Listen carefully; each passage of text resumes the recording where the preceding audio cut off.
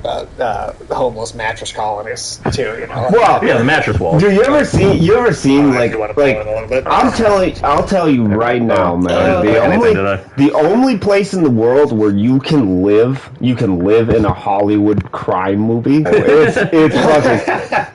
It's fucking like Rio de Janeiro, dude. Holy shit! I saw a video the other day of a guy, like two guys. One guy driving the scooter, and the other guy's behind. Two guys, one scooter. Two guys, one scooter. Yeah. Keep going. I am very fearful of that description. But they're riding on the scooter. The one guy's on the back, right? He's got a fucking AK-47, right? They whip around the corner. He just starts firing down the street. Okay. Like whips around, just starts unloading down the street. And then, like, 8 dudes with their own, like, AKs come running down the street, chasing after him, firing back. Like, I mean, you had, like, a full-on, like movie firefight. I like how this Hollywood makes it like a badass black motorcycle, but these guys just have, like... Yeah, these guys are on, like, a moped. But still, I mean, like, literally, like... I don't know where else in the world you can just see, like, on a random street on Tuesday, you know, somebody come fly through, just, like, empty an entire clip down the street, and then have an army of dudes come running down the street. I don't know, Iraq, maybe? Yeah. Legit, that sounds like a Johnny Cage movie, Moped Crimes. But, I mean, yeah, maybe in Iraq or, like, taxi driver, but with a moped. in, like, a failed state, but, I mean, Brazil is... supposedly at peace. I mean, a peaceful theoretically, like a functioning. They have like a functioning economy and shit like that. But that still can happen. Like, is anybody about to get their soul sucked? Oh God, no. Well, needless as I was telling Alex just a bit before the stream, I think that this particular story mode in this game is it has both the most grounded parts of Mortal Kombat story that it's ever had, and the most ludicrous nonsense they've ever done it too. So you can buy those flowers on Patreon. All this and more, infused with powerful Licorian. The hell is this fashion style? There is a you know what? The Outworld's fantasy clothes have never made any sense. They've always looked ridiculous and weird. Overnight, all diseases, even Tarkot, have disappeared. Do you get Tarkot like you get AIDS? I don't know. It seems to be like leprosy. Okay. That's what the Tarkot. I do know what leprosy is, Sage. Yeah. Yeah, the Tarkotans have leprosy. That's why they have big teeth. I know. Right. Yeah, you know those lepers with their teeth. They'll eat you. Yeah. That's where the word leopard comes from. Yeah, right. Man, he's dissing that snake oil salesman. That's Shang Tsung now. He's a snake oil salesman. Yeah, that's what Liu Kang. Liu Kang is trying to like kneecap every one of the villains and like make their lives suck. You came to my farm. You promised a miracle, and I gave you all I had. But only days later. And Joe Rogan is pissed. That is impossible. Look at you laugh. That guy too. There was no magic! I took your elixir to an Imperial mage, and you know what she said? It's nothing! Just Bourgeois tea! Well, it sounds tasty at least. Is mistaken, kind sir. My elixirs are of superior quality. the big bad villain from the. Is his fatality just getting beaten to death by a mob? That would be so funny. They'll just start like curve stomping him, just custom fatality. There is Baraka has a really good fatality where he like throws them onto like a fucking pyre, like they're being cooked, and then a bunch of Tarkatans come out and all start taking pieces off. Man, I'd go to that party. Yeah, you would. It's a good game for him. Yep. Yeah. There's not enough games about cannibalism. No, it's just not around. Yeah, you know. Not that many of those. There's a lot of known games these days, but no cannibalism. I hate to say it, Ulysses, but yeah, you're kind of in a niche. Count in general? You're kind of in a niche. Oh, so like how that's just like makeup. Yeah. It wasn't. Backwater folk are far more likely to trust a kindly old man. And, like, I also think part of the point too is he had an opportunity to just live like a decent. But he's life. still a scumbag. But yeah, but he's such a scumbag that he became a snake oil salesman. There's nothing left. What I want, Shang Tsung, is to elevate you, to make you the great sorcerer that now you can only pretend to be. The lightning in the background too. Why me? So I assume this character is the good guy. This character, Yeah, totally. Yes. You can tell because their faces is shadow and there's lightning in the and they background. have glowing eyes. Yeah, Well, that's Chronica, right? From yeah, I can tell. A living. The voice gives it away. Barely Yeah. survival. And you were meant for more, to live among kings. She looks like a nun. She does kind of look like a nun. Before you Well, more like one of those nun Halloween costumes they sell at the adult store, but still. Yeah. Right. by those who fear how Yeah, there's a lot of Yeah, that's a lot of pants. arm. Yeah, for a nun. I know this. Why do people want to fuck nuns? I am Didn't we have this conversation? Yeah, we did. It's the authority. Yeah, I think that was right. right. Yeah. Yeah, you did. People Does have Chronica been beat you with the ruler at some point? I guess, yeah. No. Okay. So I'm gonna give you an opportunity to be super evil. He's like, oh shit, yeah, that's exactly what I want. I think Raiden's finally not a fuck up in this one. Took a long time. He's just did nothing but fuck things up. For like, Good harvest come out. basically since they started having story modes. Yeah. Like he only didn't fuck things up in the games when like there wasn't. Terrible at his job. He is I terrible. guess that was one part of the movie that was accurate. That's fair. Liu Kang is much better at being Raiden in this game than Okay. Raiden ever was at being Raiden. Okay. Old Man Way should have been a character. Old man way. Yeah, that's well. You know, maybe they could get him in as a cameo. Yeah. The whole assist character system, because you got two sets of characters, right? You got your playable roster and then you have your cameo roster. That So you can assist. call on Old Man Way, Yeah. you know, when you need someone to help you kick somebody's ass. When you Yeah. need someone to help you show you the way. He's gonna show you the way. Oh, no way, dude. Is it so long? Well, he can at least give you a Milky Way.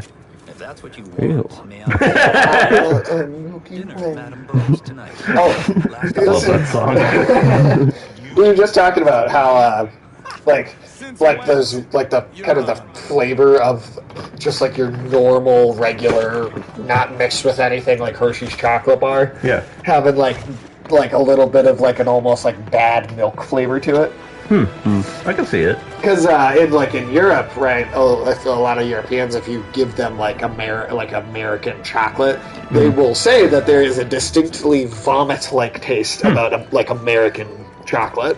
So they're probably using partially expired milk in the Or something. Yeah. But In those mass-produced factories, but they probably don't there's clean those factory there doors is a either. flavor to like cheap, especially Hershey's, but there's a Yeah. flavor to that chocolate that's different from. you get Other Madame chocolate. Bo as a cameo too. I don't know who that is. That's just this old lady. I don't know who that is. Like the sons I Yeah, never well, had. just her. I don't know who that is. Do you know who Old Man Way is? Yeah. Everybody knows Old Man Way. He's the best. Harvest leaves us little time for martial arts. Since your first words, Kung Lao, you've mouthed nothing but excuses. If you fail Okay, to so that's his mom. Your preparation. They're more just like their teacher. Oh, okay. you haven't forgotten. But this is where the whole they say each the characters' names like they're in an anime. Oh no. Because Had the bill with her anger. we've already heard Madame Bo about 4 times. Yeah. On screen. But at least that's a simple enough thing. I'm like, okay, fine. But Sure, that's true. Filled. That's not what I remember. So that's how it is, eh? What do you say we settle this? I can also see that maybe in like a small rural village like this, maybe there's a lot of people who have like the same name, so you gotta differentiate them with titles. It's just, That's the it's thing just in like some it's like 30 times. in the Yeah, first yeah, I get you. 17. Yeah. Well, we really got to hammer in how important Madame Bo is to the story. Exactly. Critique our form. Yeah, that's a good. Madame idea. Bo can. You guys like it when Madame Bo watches? Does she like it when she watches? is the She question. invent that Bowflex, man? Madame Bo will take us out and break something. Oh, This won't last. And then we're just gonna crush each other's spines and then go right back to having dinner. As is Mortal Kombat tradition. You're not friends with somebody until you've twisted their neck around and then shoved their head up their ass. That's actually yet to be done, but somebody's got to do it at some point, right? I'd be surprised if they don't eventually do it. I mean, there's only. It sounds like a good X-ray move. yeah, it'd probably get you banned in Australia pretty quick. Oh, I'm sure it would.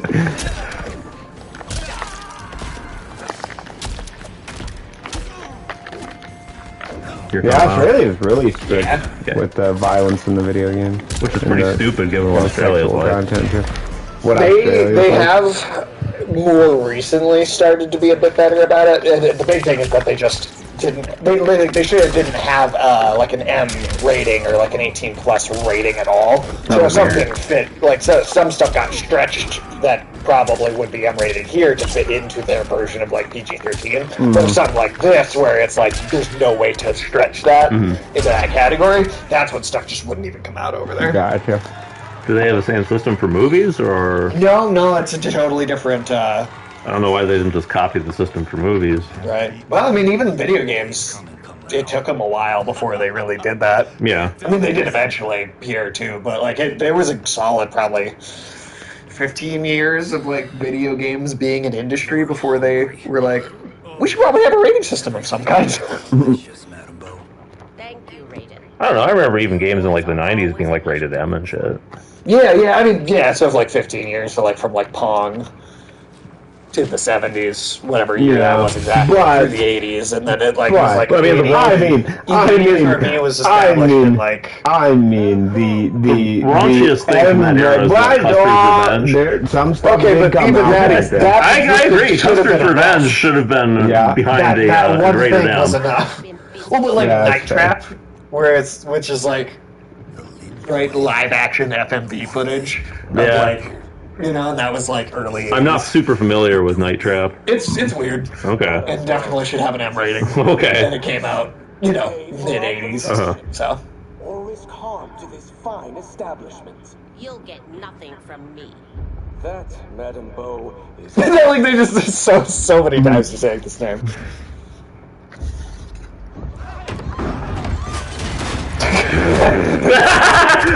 Oh man, I wish we could play as her now. Well,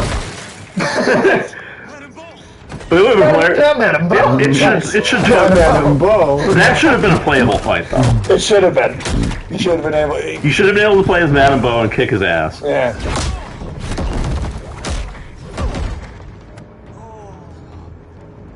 What Gotham's Reckoning? Smoke's voice actor actually is the same guy that plays Spider-Man in the current Spider-Man games. You will not menace Madame Beau. Yeah, she's the most important in town. Important person in town. It seems like her, right? Her and Old Man Way. I think Madame Beau and Old Man Way, Think they're a power couple? Yeah, I see. Right? I can see it, yeah.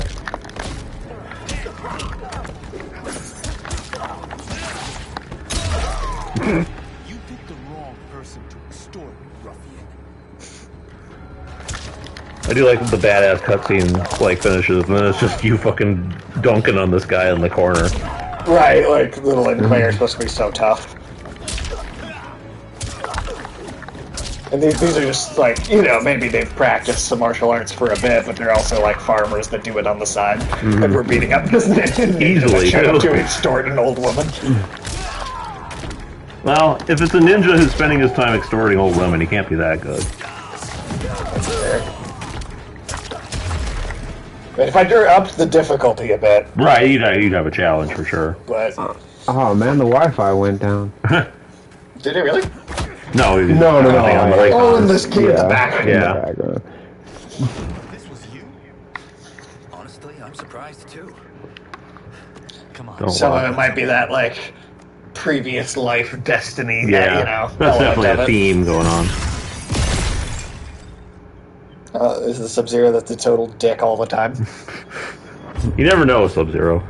Well, usually, so Sub-Zero, right, the first guy dies in the first game, right? He dies yeah. immediately, and then it's like gets replaced by the younger brother that's a good guy.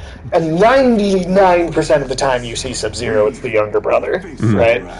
In this, Scorpion is the younger Sub-Zero. Oh, interesting. And the guy that is normally Scorpion is not even in this. Okay, interesting. He actually just got to live whatever his life was, presumably. Yeah, that's kind of what it seems like.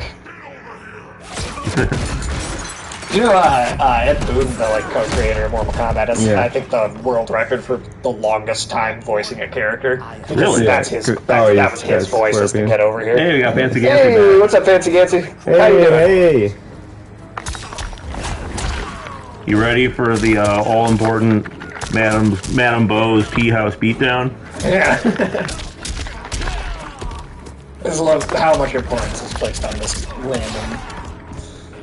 Wow, if you had some of her dimps on there, Yeah. you rethink It's it. really good, huh? It's amazing.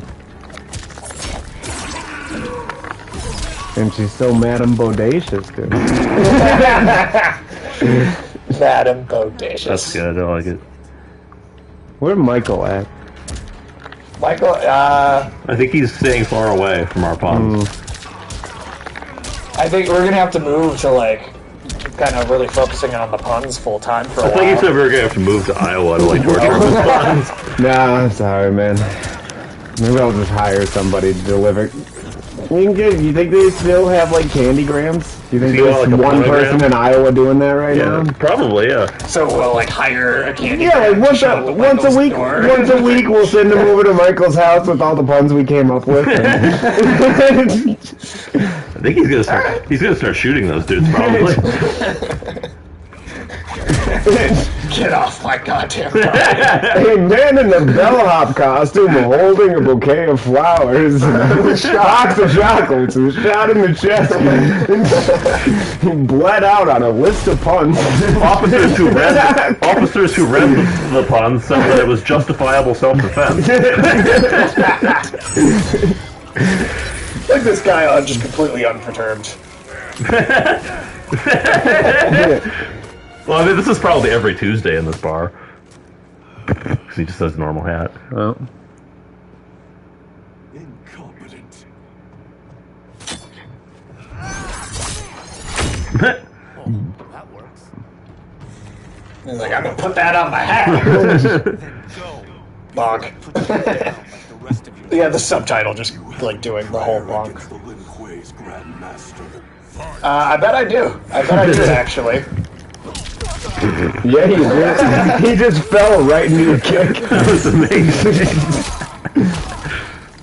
He was like, please, kick my face.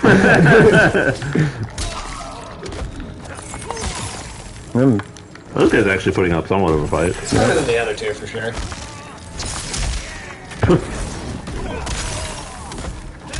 Get out of here. Hey, afternoon tune. What's up? Afternoon tune. Yeah, is everybody ready to get their soul sucked? He's about to get his soul sucked. I can't believe that was in the movie. When are we getting that other movie, man? I want Yeah, it. say it. Come on, filming. man. Well, it was before the strike anyway, so I don't know what's going on now. You know they don't need writers to make that movie. They Well, can they still FBI had write to that. pause a lot of filming on a lot of wow. things because they do script changes during. Yeah, but they don't need writers for that movie. It's too bad they killed the Tara off so quickly in that first one. Otherwise, That they was could probably have. the first AI-generated movie. I wouldn't But they could have had Megan Fox play her in the sequel. The model for Sindel is going to be in the movie. The model? Like the Oh, model, okay, the character person. outfit. That's what you mean. Oh, okay. I thought you meant the 3D model in the game, and I was like, what would that do in a movie? But no, the person makes more sense. Well, it wouldn't Weird. really surprise me if they just ported the 3D model. She's got Sindel in the last game. Kind Yeah. of did have a bit of that like her costume had a bit of that dominatrixy look to it. I like Sindel in that last game. I mean, her and Shao Kahn were just so wholesome together, you know? They were so just evil. But they were such a loving, happy couple They about were it, you know? That's what made genuinely it work. loving Well, and they affectionate towards each other. shared a passion for Couple misery. goals.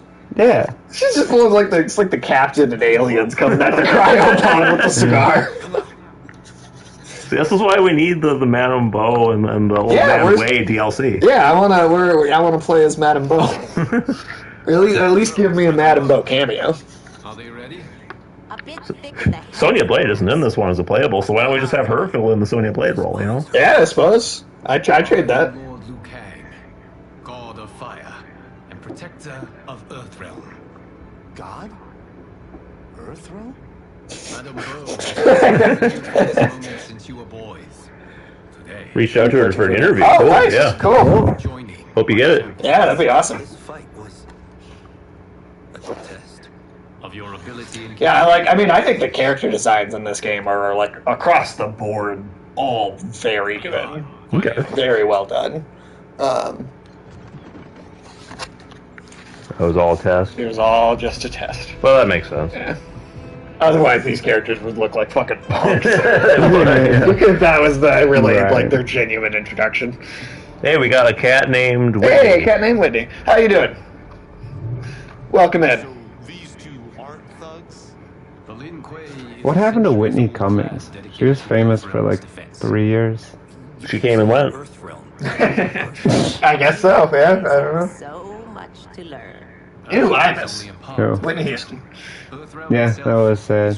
Oh, that's okay. No worries. Can't talk much because I'm catching up from 2 days I took off. Well, hey, no worries. No worries. Lurking is always welcome. Can be fierce, bitter rivals. Whitney, she really does a podcast like everybody. Yeah, makes sense. Yeah. Do you think what is going to be like the peak, like max out podcast output where it crashes and no one Are wants you talking? anything to do Well, with you podcasts okay? anymore? Are you We're talking almost about? done already. Are you asking me when like podcasts will be Only so losers have lame podcasts. that So have we already hit that point? maybe? Must finish your training with Lord I could agree with that. It seems like there's so many. Mm-hmm. Like you couldn't possibly. It's like cable. It's like cable television over. Okay, wait. reality, I had to Google to make sure this doesn't already exist, and if Okay. it does, I'll tell you that podcasting is dead. Okay. I have a metric that I think we can all agree on. If there's a Gnome podcast, No, I know. I guarantee Is that. there? I don't know, but I know there's got to be. Oh, he's probably the big. He probably started. probably, it. yeah. He's probably got it. It's like a Gnome ASMR podcast. I will join you soon. First, there are It's like the sound of like a scraggly beard like Oh, rubbing no. against grass or something. So what is this? So, metric. so I will say, Jeb Bush does not have a podcast yet. Good sign. When he gets a podcast, I will tell you podcasting is dead. Oh shit. When Jeb Bush has a podcast, that's when it's truly dead. Well, that's when you're just like, oh He man. couldn't even run a frozen yogurt Nope. shop, dude. Like that guy's such a fucking. And loser. frozen yogurt's dead. Yep. And yeah. that's true. And He frozen killed it. yogurt That's is true. gone, dude. Jeb Bush killed How the many frozen frozen yogurt. shops are left around here, man? That's what I'm I saying. don't know of one. You know Jeb Bush is the lamest, biggest sucker in the world. So when he Yeah. gets into something, That's when you it's should have got out a long time. Also, this is the best Indiana Jones movie we've had in decades. Yeah. Oh, Right. fuck yeah, dude. Yeah, no, I mean, I'd honestly probably watch a whole Johnny Cage, Indiana Jones. Yeah, I'd watch it. a whole Johnny Cage. You know what? With all the animated movies, Right. right, that they've done with these Mortal Kombat things, why don't we just get a whole animated movie that is just his like ninja mime action movie, Honestly, that'd be fun. Yeah. Darts came Yeah. from here. right? You might as well do something like that. I don't understand sometimes. Can you open it? Is that a Necronomicon? Like the pocket version? Let's hope so. Pocket Necronomicon. Do you think there's like a Necronomicon on Kindle? Do you think there's a Necronomicon? Oh, I'm sure there's something. The dark arts for dummies. Oh man, that's good. That's good. This, what was the joke that they had in the league when they find the one friend has like every For Dummies book ever made, and he's like, do they have a how to hide your glaring lack of knowledge for dummies in there somewhere? Turn them off. And we're definitely getting warmer. There's going to be ancient aliens in this tomb. Thankfully, this is not based in any way off of Crystal Skull, specifically. The characters in MK1 are probably more attractive than they have ever been. Probably, I mean, yeah, that's probably true, because I feel like they If look... nothing else, the graphics look more realistic. Well, and I think it's because they have real models. Yeah, for they've got every like character. actors, actresses, models, like fitness people that are all every character is actually based on. Yeah. And they all end up looking... They're all aesthetically attractive people. Yeah. Which is, again, it goes back to how bizarre it is when you see some of the internet. Attractive people are too ugly for video games. God damn it! Right. Like the whole. Hey, Neo Classic, welcome in. Hey, what's up? The fuck? So, there's metal on the floor. But yeah, like when you see like the incel internet neckbeards, right? Like complaining about the character designs not being like the. What is up? Hello. Hey, Nadia. Who could make a good MK movie? The guys that did the raid. Yes. The guy, I literally get those guys, those starting coordinators, and let them do whatever the fuck they want with it. What did I You don't even need much of a story. No, you don't.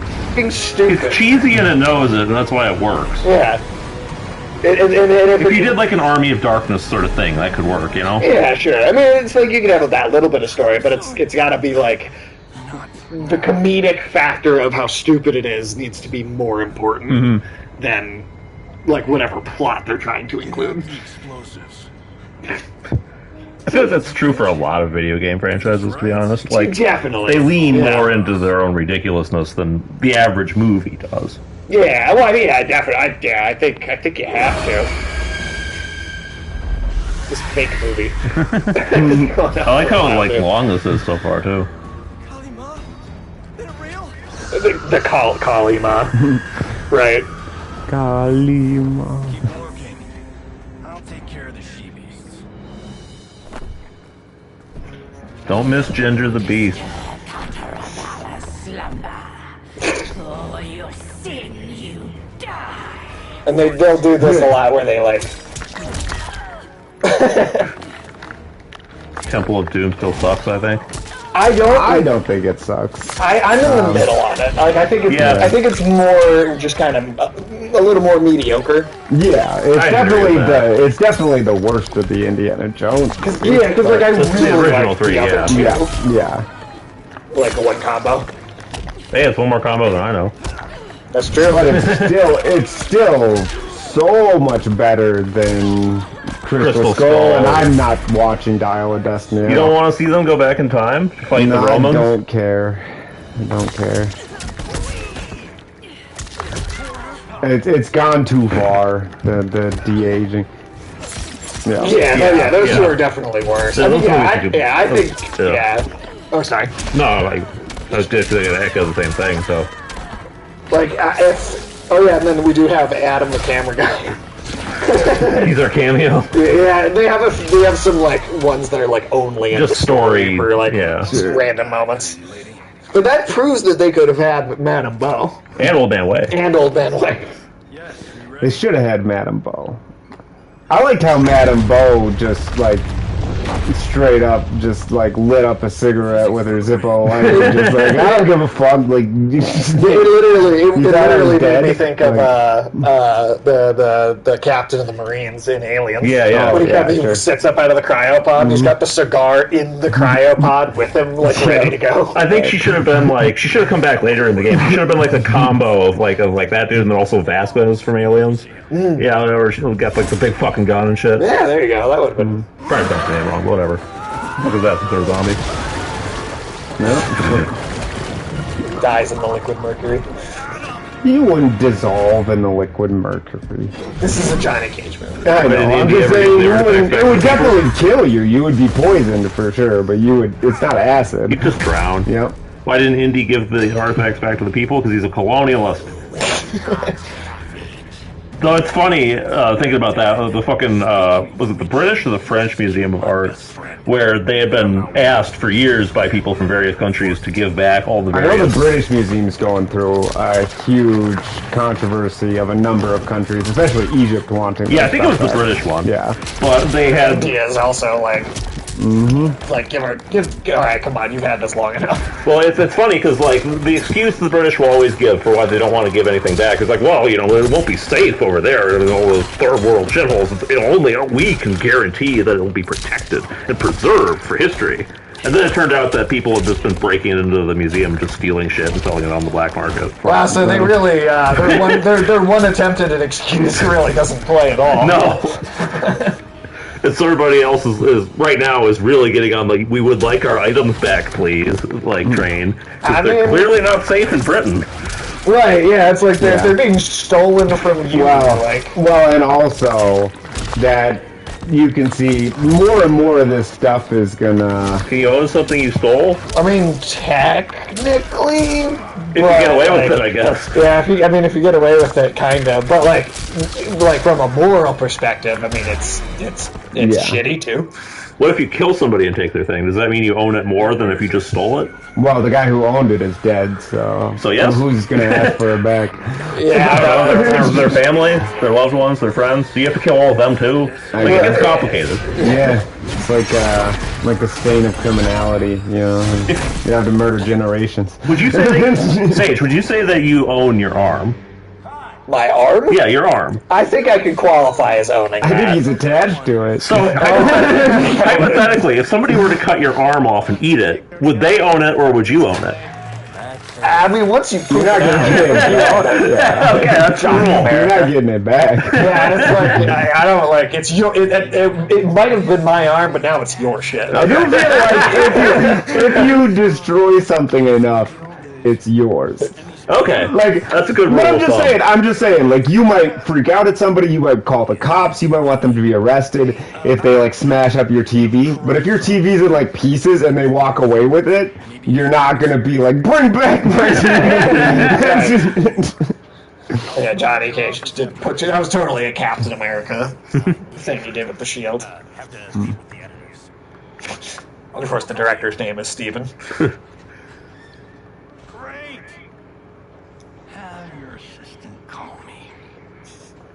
That was great, hon. Wasn't it though? Is it the destiny of every celebrity to like become a vampire in their old age and suck the lifeblood out of their entire career? Yes. Rick Moranis didn't do it. That's true. Yeah. He walked out into the sunset. Is genuinely very respectable. Yeah. God, I thought Samuel L. Jackson was gonna get out before it happened to him, but then he made out with that alien dude. Johnny Cage sounds like Will Arnett. Oh, I can see it. I can see that a little bit. Yeah, no, Samuel. I can't believe they got him, man. They got him. He hadn't fucked. He'd been in bad movies, but he hadn't fucked up. The Spirit was pretty embarrassing. Okay. That was like 2000. Actually, I don't remember. It was 2007, maybe. That was a pretty embarrassing movie to watch him try. Okay. But I swear he must have made an enemy in Marvel somewhere who got him into that position. We're like, you're gonna make out with this shitty looking alien. You're gonna like it. Telling you, man. Yeah, I mean, somewhat. Yeah, he might have pissed somebody off. I don't know. Oh well, at least now he qualified for a part on Star Trek. You'd think that they could have just gotten William Shatner to come make out with the Green Alien. You needed someone to do it. Like, right. I don't know who'd be worse off there, the alien or William Shatner. Probably the alien. Check cleared. Yeah. I guess so. Yeah. You do what you gotta do for money in Hollywood, I guess. It's just sad because I mean, like, he fought so hard to be Nick Cage. Like, he made himself Nick Cage forever. Nick Fury. I mean, Nick Fury. Sorry. I don't know why I said Nick Cage. I would love that, though. That would be Samuel great, Jackson as Nicolas Cage. Sorry. No, Nick Fury. Nicolas Cage and Samuel Jackson have been in 2 movies together. One of which sucked. One of which is fucking terrible and, like, borderline unwatchable. And then the other one was entertaining, but they didn't share a lot of scenes together. Yeah. Just too bad, because they'd be amazing to play off of each other. If you let Samuel L. Jackson and Nicolas Cage both be, like, peak crazy for, like, in one movie at the same time. I just could imagine a scene of them just slowly getting louder and louder, like Like Nicolas Cage in The Wicker Man and Samuel Jackson in Lakeview Terrace in one movie. Can you do 6 degrees of separation? For like in general, just like the I think it's basically proven at this point. Well, Afternoon June, you are literally 6 degrees from Kevin Bacon. Because I'm 5 degrees from Kevin Bacon? I'm 5 degrees from Kevin Bacon. Okay. Yeah. Which is easier, 6 degrees of separation or Wiki Hitler? Wiki Hitler. Yeah. I mean, look at what happened to History Channel, man. It became literally nothing but sharks and Hitler. Shark Hitler. That should have been in one of their movies. Sam Jackson and Kevin Bacon. I probably. Well, yeah, because Kevin Bacon was in the Guardians of the Galaxy holiday special, and so even fewer than 6 degrees because Samuel Jackson has been in movies with some of the characters that have then met the Guardians in the Avengers films. So. Does Kevin Bacon, like, if you cooked him up, would he taste like bacon? I mean, that's a question only you could answer. Yeah, that's not you, man. What if you turned him into bacon? That'd be 1 degree of separation, though. 6 degrees of separation is like knowing someone that knows someone that knows someone. I wish you could smash him over the head with that giant Cleopatra bust or whatever that is. Maybe it's that would be great. Maybe it's a Nefertiti bust. I don't know. I don't think. Sage, you know better than me, but I can't think of a movie that Sam Jackson and Kevin Bacon were in. I can't think of one that's been in directly together, but maybe I'm misunderstanding the concept, but if they were in it, they were straight up in it together, then that would only be 1 degree of separation, right? So, I think. I have no degrees of separation. Right? Or no degrees of separation, right? The whole idea of 6 degrees of separation is you know someone that knows someone that knows someone 6 times. But if you know somebody, there is no separation, right? Yeah. At least that's how I think I understand the idea. There were survivors. I think Johnny might be a weeb. Yeah, honestly, that fits. Yeah, that's right. Okay, yeah, that's yeah. The Yakuza's predecessors. So I'd say like Kevin Bacon and Samuel Jackson are like maybe 3 degrees of separation, at least based on like Marvel stuff. Almost certainly 1. Sure, based on. But you're just not thinking of all of the different movies they've been in. Right. There's definitely been an actor that's been in a movie with Kevin Bacon and with Samuel Jackson. There's no way. Right. But I can't think of who it would be. Great. You should seriously consider becoming a screenwriter. What in the... There you go. That's kind of accurate. This game really seems to be proving that. I always kind of find it interesting how you got white dudes who are all really big in Japan, and then in Japan they're really fascinated with like Central Europe for some reason. Yeah, that's true actually. Because you see a lot of Central Europe stuff in Japanese. They love castles and especially Germanic stuff. Yeah, Germanic. Like Attack on Titan's got a lot of that. Obviously, Berserk has a lot of that. Full Metal Alchemist even has a lot of that. Dark Souls has a lot of that. A lot of Japanese video games have a lot of that. Like Devil May Cry has a bunch of that. Yeah, there's countless. 4. Yeah, there's countless examples of movies and games and shows that have that going on. That is interesting. Yeah, because like every culture seems to have a very particular other culture that they find the most interesting. Yeah. I don't know what that is, but is there like a term for like a reverse weeaboo? I don't know. Like a Japanese person that's obsessed with like European culture, or whatever it is. Yeah. Whatever it is. I don't know. Kojima's yeah. I think that's accurate. I can see it. That's accurate. You play Metal Gear Solid. I don't know if there is a word for it though. Maybe there is in Japanese.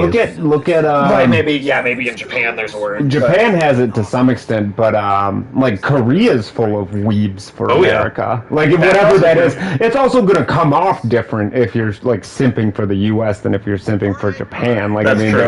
They're not into anime and like they're into like burgers. I'm not sure. Obesity, whatever. Right. Whatever it is. Get your damn hands off him. I said, get your hands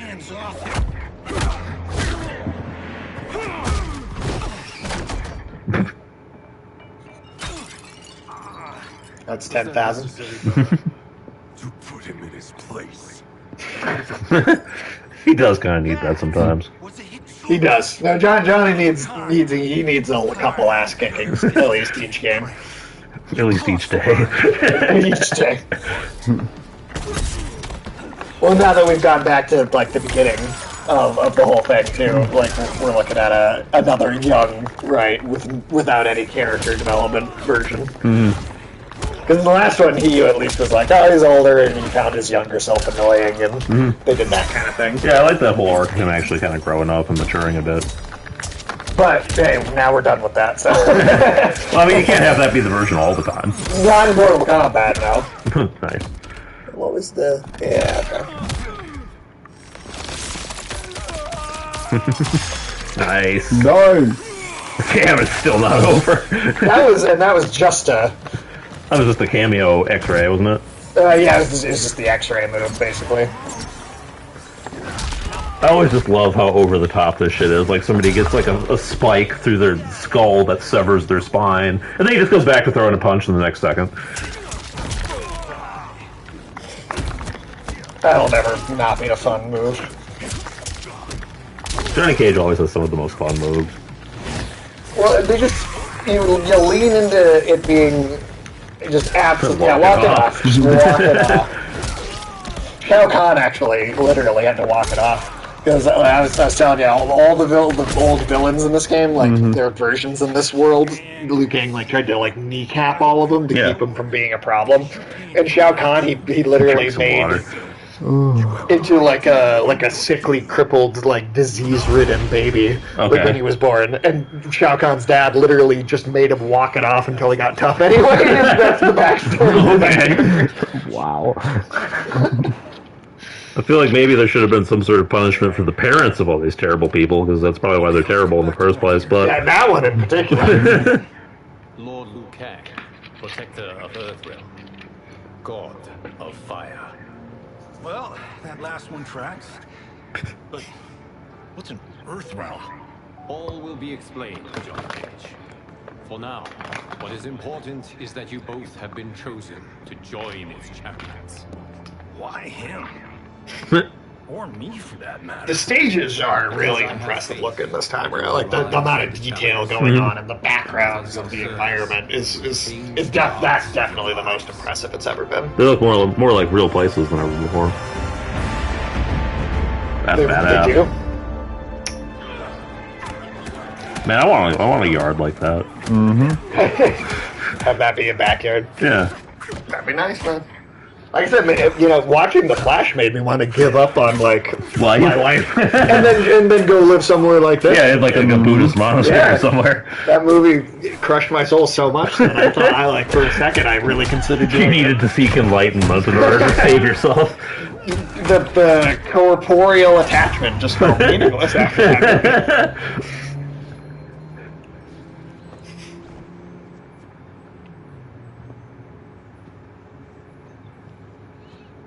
Was that a hubcap? Oh, it's his hat. Not a good idea. It is genius, Raiden. The next time we see Sub-Zero, I will have to thank you for inspiring me. Ow. It won't be effective.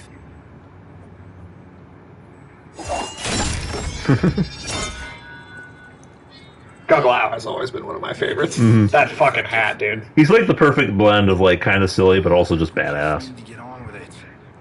Remember, it was Can you imagine just walking a little too close to him and you slice the side of your head?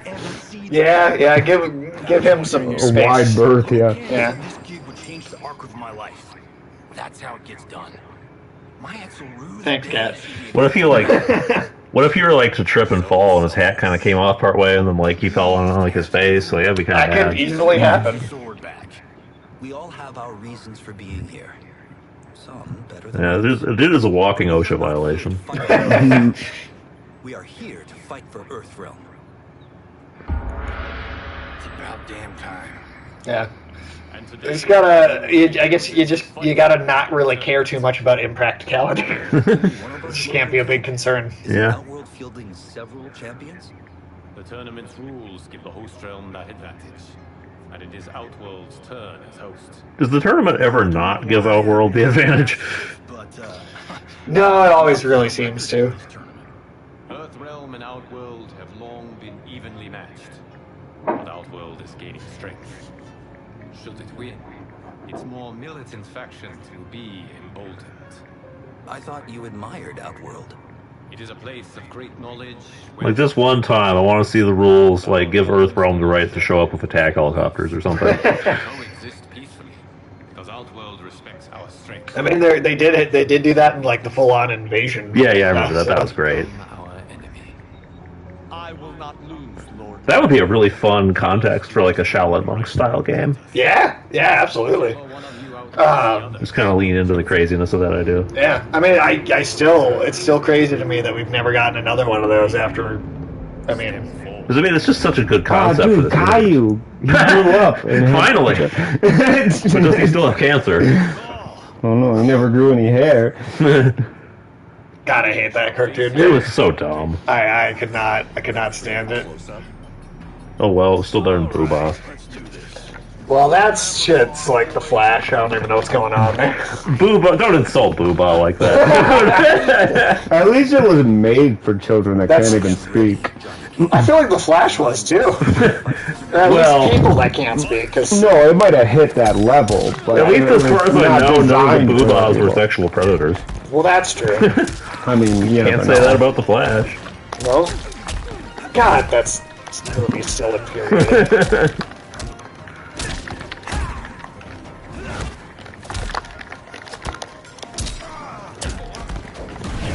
Yeah, I'm still hoping that Aquaman will save the franchise.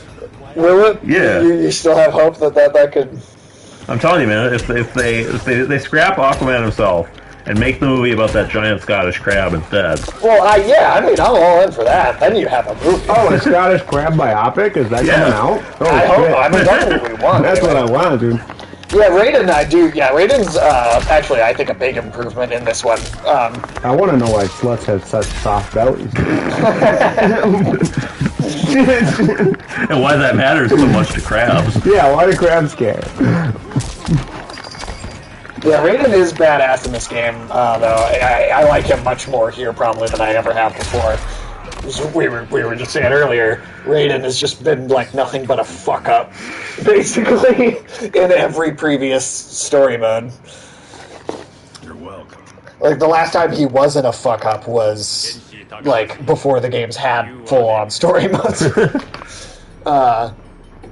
Liu Kang is much better at his job. Oh yeah. Well, he's always been like one of the most competent ones, I feel like. Yeah. I'm also glad we're done with the Liu Kang being turned evil thing too. It's almost like Superman. They did it too much, I think. Yeah. It was fine for like 1 or 2 games, but they were like, eh.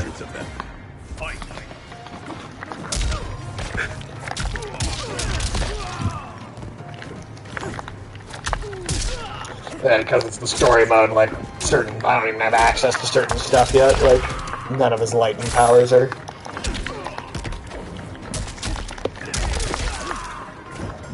Man, that is a fancy garden.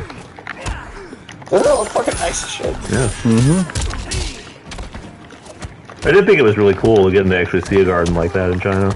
Like, oh yeah. Yeah, because there is, minus the statues, there is a like an old Chinese villa from like the 1500s or some shit that's still like there in like downtown Shanghai. And so it's like a major tourist destination. Did you rock a hat that looks like that? No, because I'm not Asian. I think it would look bad on a white guy. Yeah, I agree. I think. Unless you like moved to like a country. If I was a Vietnamese farmer, I would wear one. I am not a Vietnamese farmer. Yeah, that's basically the context where that it kind of has to be in. I feel like. And plus, I mean, I may wear one if they ever had like a like, you know how they have like Wild West themed shit? Maybe if there was like a Kung Fu movie themed place or whatever and they were just selling novelty hats. Like a Renaissance Sure, yeah, totally. Yeah, I might buy one and wear one while I was there. I wouldn't wear it outside of there. Sure, I could maybe see that in that particular context, maybe. There are appropriate contexts for it. I don't always think it's necessarily racist for a white dude to wear something like that, but like, I remember being in China. There were a bunch of French dudes who were all on break at that time, and they were like doing all the stereotypical shit with those hats. And I was like, oh. Japan or out of all the Asian countries. Out of all those countries? Yeah. Ooh, they all kind of suck, but in different ways. That's true. Well, yeah, but so does here. Japan and Yeah. Korea are fully developed nations, though. I mean, China is for the most. If you're on the East Coast, at least. It's just a little more. Here's a dystopian. Here's a question, though. What do you mean by living there? Do I have to work there? Because fuck that. None. Yeah. Yeah, there is no answer to that question. There's no country that doesn't suck. Everywhere sucks, yeah. Like, if I could go live on the moon without any other people, I would. Yeah. Yeah. There are some places that maybe suck worse than others, but I mean, like, You have to like really live there. So like I assume work there too. I ain't working 12 hours a day, 4 hours of unpaid overtime. Fuck that. Right. Yeah, no. Definitely not. I might move to China because you can just be professionally white over there. Well, that's the thing, yeah. Can you be? You can be professionally white. Yeah, Actually, that's the thing. No, they'll hire you to sit in meetings and you don't know anything. You just show up in a suit, and then they'll tell them like this guy's from this company or whatever. Yeah, professionally white or white monkeys, as they're also called. Yeah, They literally just are paid to be in a suit or be on billboards, right? Yeah, It's just white people are supposedly fancy. Yeah. So it looks more presentable if you have at least one token white guy at your company. Yeah, then they're like, oh, they have connections to like Western businesses and stuff like that. So Korea, they don't pay for overtime. You have to do the boss's work. See, fuck that. I'm not doing that. No. But I'll go be professionally white. I can handle that. But do you have to sleep in a Within my box? skill set. Yeah, how much do you get paid to do that? I understand it actually pays decently compared to the average Chinese worker. Wow. You probably wouldn't make as much doing like a good job here.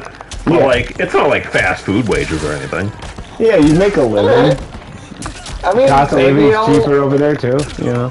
I mean, like that's not the worst thing. But that's kind of balanced out by the fact that housing is more expensive. You get less for your money. And also, I mean, Chinese government. Do you want to be there next time COVID hits? No, I don't. No, that's a good point. I don't want to go in the box. Singapore, too expensive. Singapore's nice, but if you have money, but kind of a different philosophy. I don't know if like you'd be 100%. I mean, it's a very strict society. Yeah, like they still cane people for like spitting on the sidewalk. You spit on the sidewalk, the police will bring you to the station and then will hit you with a stick. All right. Don't they kill people for stealing? I think they do. Yeah, they do. They definitely kill people for dealing drugs. Yeah. Any drugs, any drug trafficking, even the smallest amounts, you're dead. Yeah, I don't know if I'd want to live in Singapore. Well, like it's a high-functioning, well-run country. It's just a level of control that I couldn't deal with. Yeah.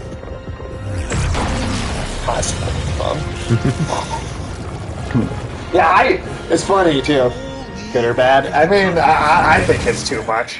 I think it's a choice that you make as a society. It's a culture. I mean, your culture will tolerate will have like built-in mechanisms or ideas that tolerate a certain level of authoritarianism.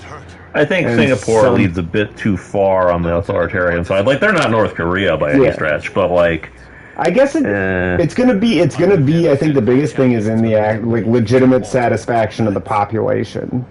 Sure. Some people are happy. Some people are happy to make some of those devil's bargains. You ask a lot of people in China now, and they will tell you that the Communist Party, built the country into a modern, prosperous society. A lot of Russians miss Stalin. I mean, if that doesn't say. Stalin was an evil piece of shit, but you can't deny that he did make Russia into a much better power than it has ever been at any other point in history. And it's interesting because, like, oh god damn it! Oh, okay, you get the fuck out of here. America and the West and everything have been on like a 60-year, well, I mean longer than that, but a project of kind of abandoning chauvinism. Yeah. But I mean, Russia's still in it, and like to the average person in Russia, it matters. Stalin was a shorty. You're right. Yeah. to the average Russian citizen, the glory and power and dominance of Russia matters. Like, they still care about that. They still want to see Russia be a great nation. Well, especially because they're currently living in a country that's absolutely dilapidated and, you know, is kind of a hopeless shadows. Stalin was also a short king. Yeah. Empress Sindel's daughters. Yes. They do not disappoint. No, he's not wrong. I wonder, there's a small detail in Melina's design I really like is on her bustier. The trim at the top of it is like it looks like teeth. Oh, interesting. If you notice, and Katana kind of has it too, but it looks like metal.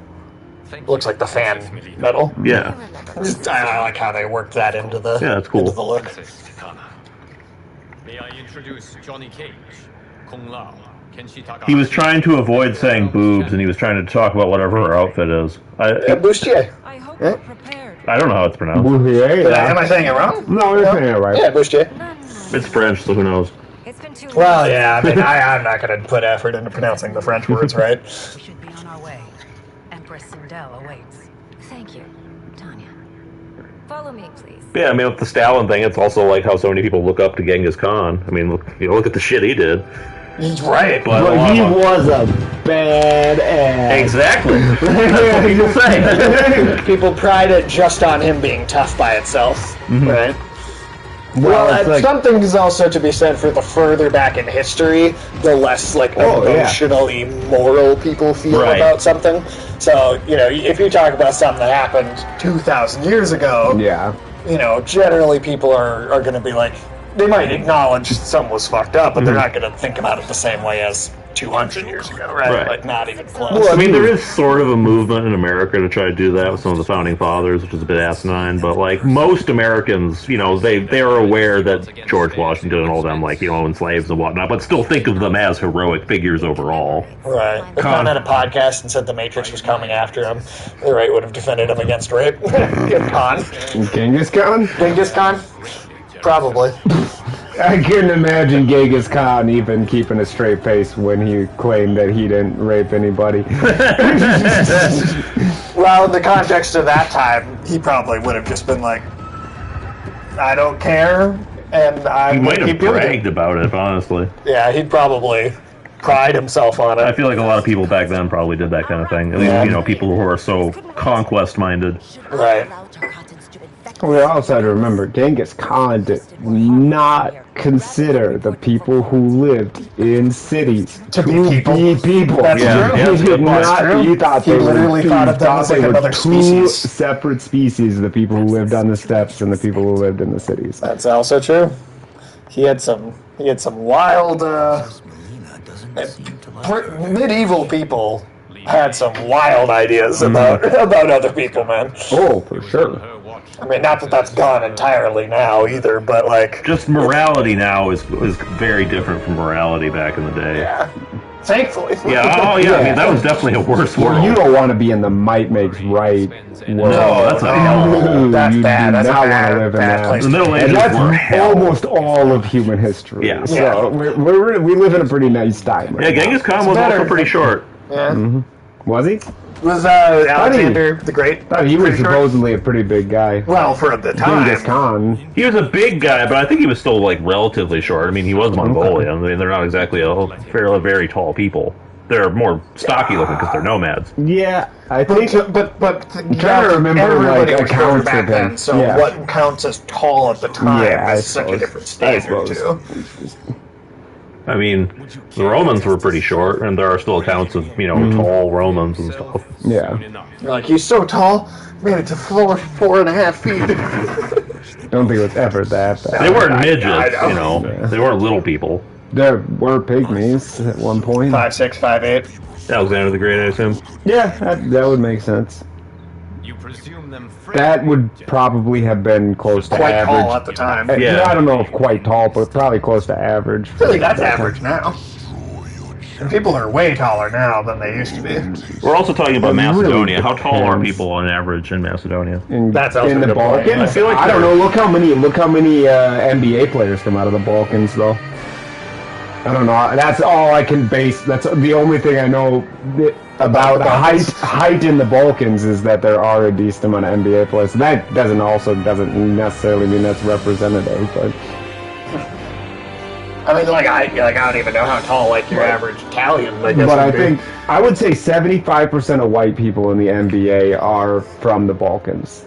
Let's imagine putting someone like Shaq. Shaq would have they literally would have thought he was like a Jotun from Norse mythology. I mean, it's entirely possible that the stories of giants do just come from unusually tall people. That's also true.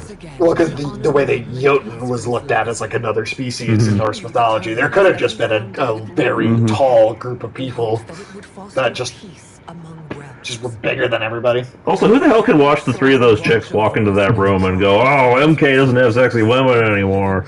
I know, right? I don't get it. Well, they just don't want them to look like people that could exist. Yeah. Right, that is what it is. They just look like humans. You are always welcome. Now, let us meet your champion. They wanted them to look like Barbie dolls. Or anime chicks. Or anime chicks. He has earned his place. Yeah, it's porn brain. Yeah. It's these chronically online. A lot of them probably incels. Mm-hmm. They certainly talk like them. Anime waifus, yeah. Yeah, once you order a pillow, you're There's no going back. ruined. You are ruined, man. As soon as that fucking 4-foot-long body pillow shows up, it's over, dude. It is done. You can never go back. Yeah, I still remember the horror of hearing about those the first time. I wasn't truly horrified till I heard about the one that you could plug into the USB port on your computer and it would be warm so you could pretend it was a real person. Wow, you just made me lose faith in humanity for the 5th time today.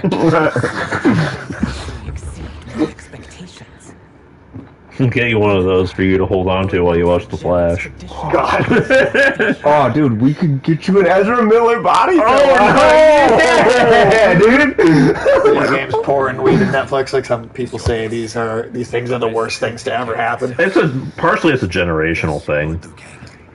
Not poverty or the hoarding of wealth, but weed and video games. Well, because those are easy things to blame. You don't actually have to talk about any social issues. You don't have to know anything. You don't have to figure out how to solve a problem. And it helps. It lets you feel smug over about your fellow man. There we go. Well, everybody, I don't know. It's morality. Functionally in society, only really it gives some people power over others. Right. You get to be more. That's why everybody's always trying to be morally superior. Whether it's Christian people on the right, or you get the ultra woke on the left, and then they have these purity hierarchies that they try to place themselves above you in.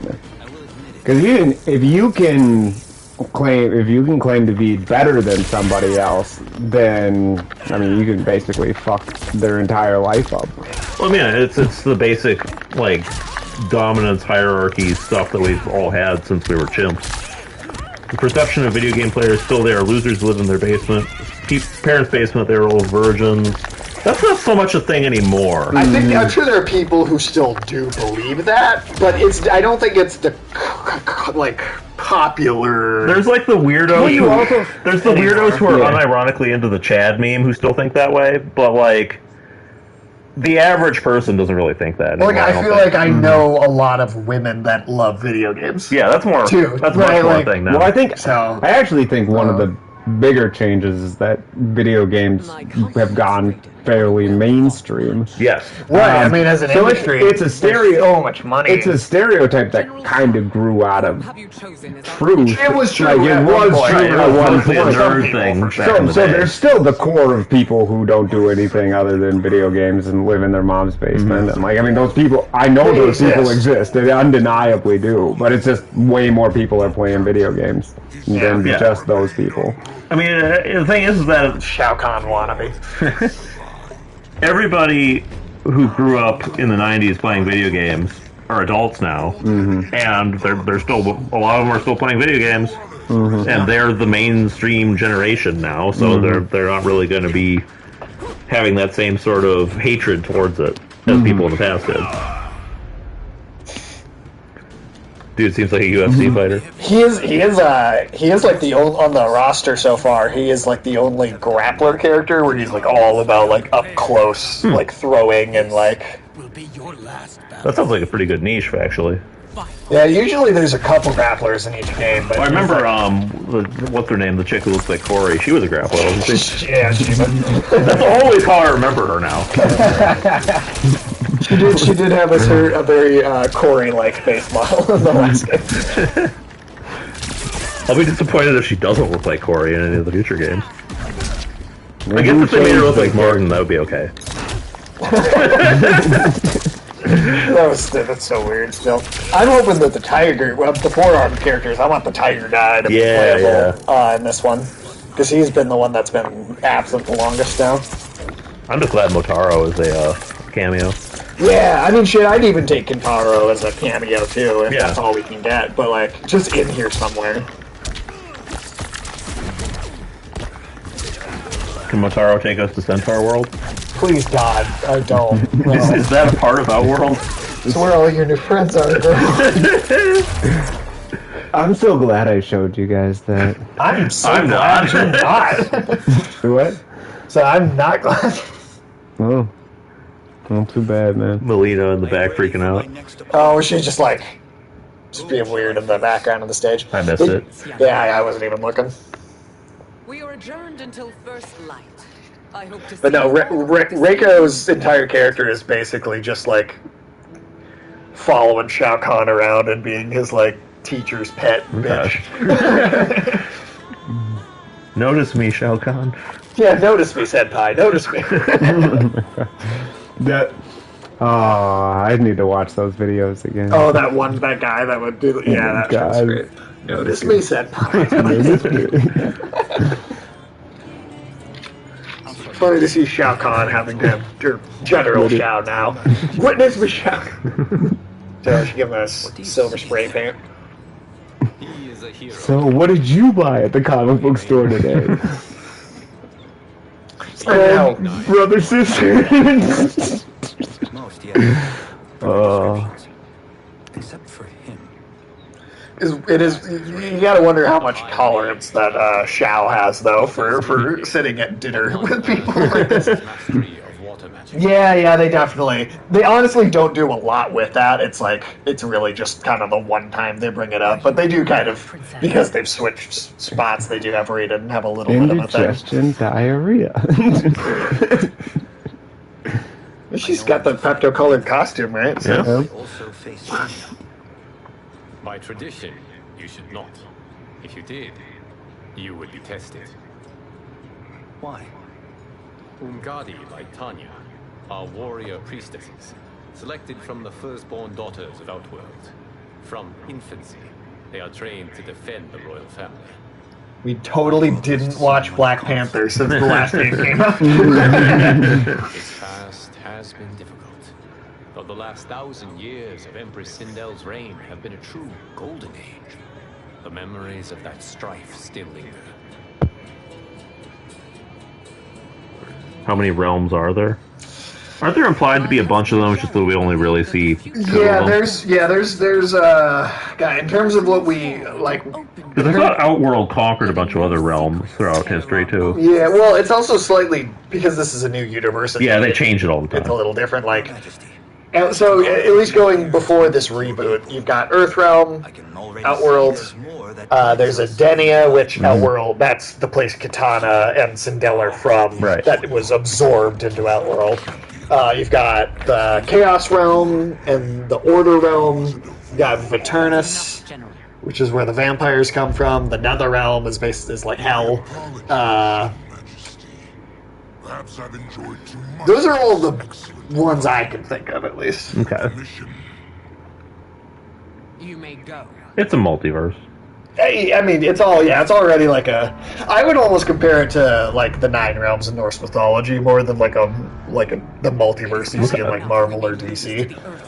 That being said, in these last couple games, they have gotten crazier and made it more like the kind of crazy comic book stuff in these most recent couple of games. Like the time travel shit in the last one. Right. Felt very DC Comics. This feels like the least evil Sindel we've had. No, she's like truly like a good guy in this game. Totally different from the last one. His predictions are usually impeccable, but I've no proof of Liu Kang's ill intent. His interventions have kept Outworld at peace for centuries. He herds us into combat. I'll have to show you some of the story scenes from the last game, though, because the two of them in that one... They're great. I mean, it's just as cartoonishly evil as you could possibly get. I like to actually see, like all the monstery parts of Shao Kahn's, like, body, though. Yeah, usually he's always wearing armor and shit, so you can't see it. Yeah, like, he looks, like, mostly human, because he's always got the helmet on. That war is the last resort, not the first. He did, Your Majesty. Do not forget that, General.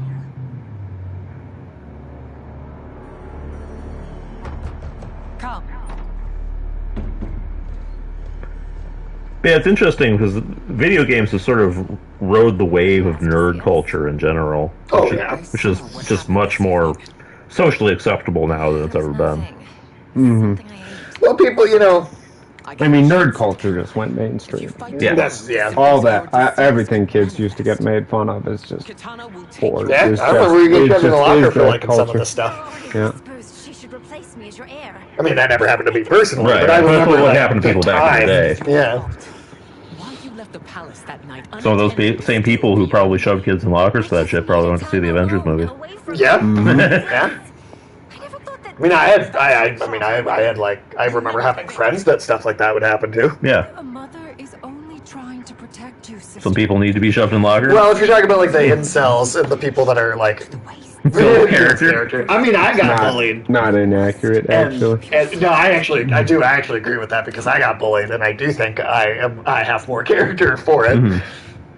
Sometimes everybody does weird fucking shit, and kids especially. Well, it sets the boundaries when you're a kid, because when you're a kid, you'll be like, I'm gonna wear like 2 different shoes to school, and then I'm just gonna pick my nose in front of people and stuff, and then just somebody needs to be like, no, you don't fucking do that.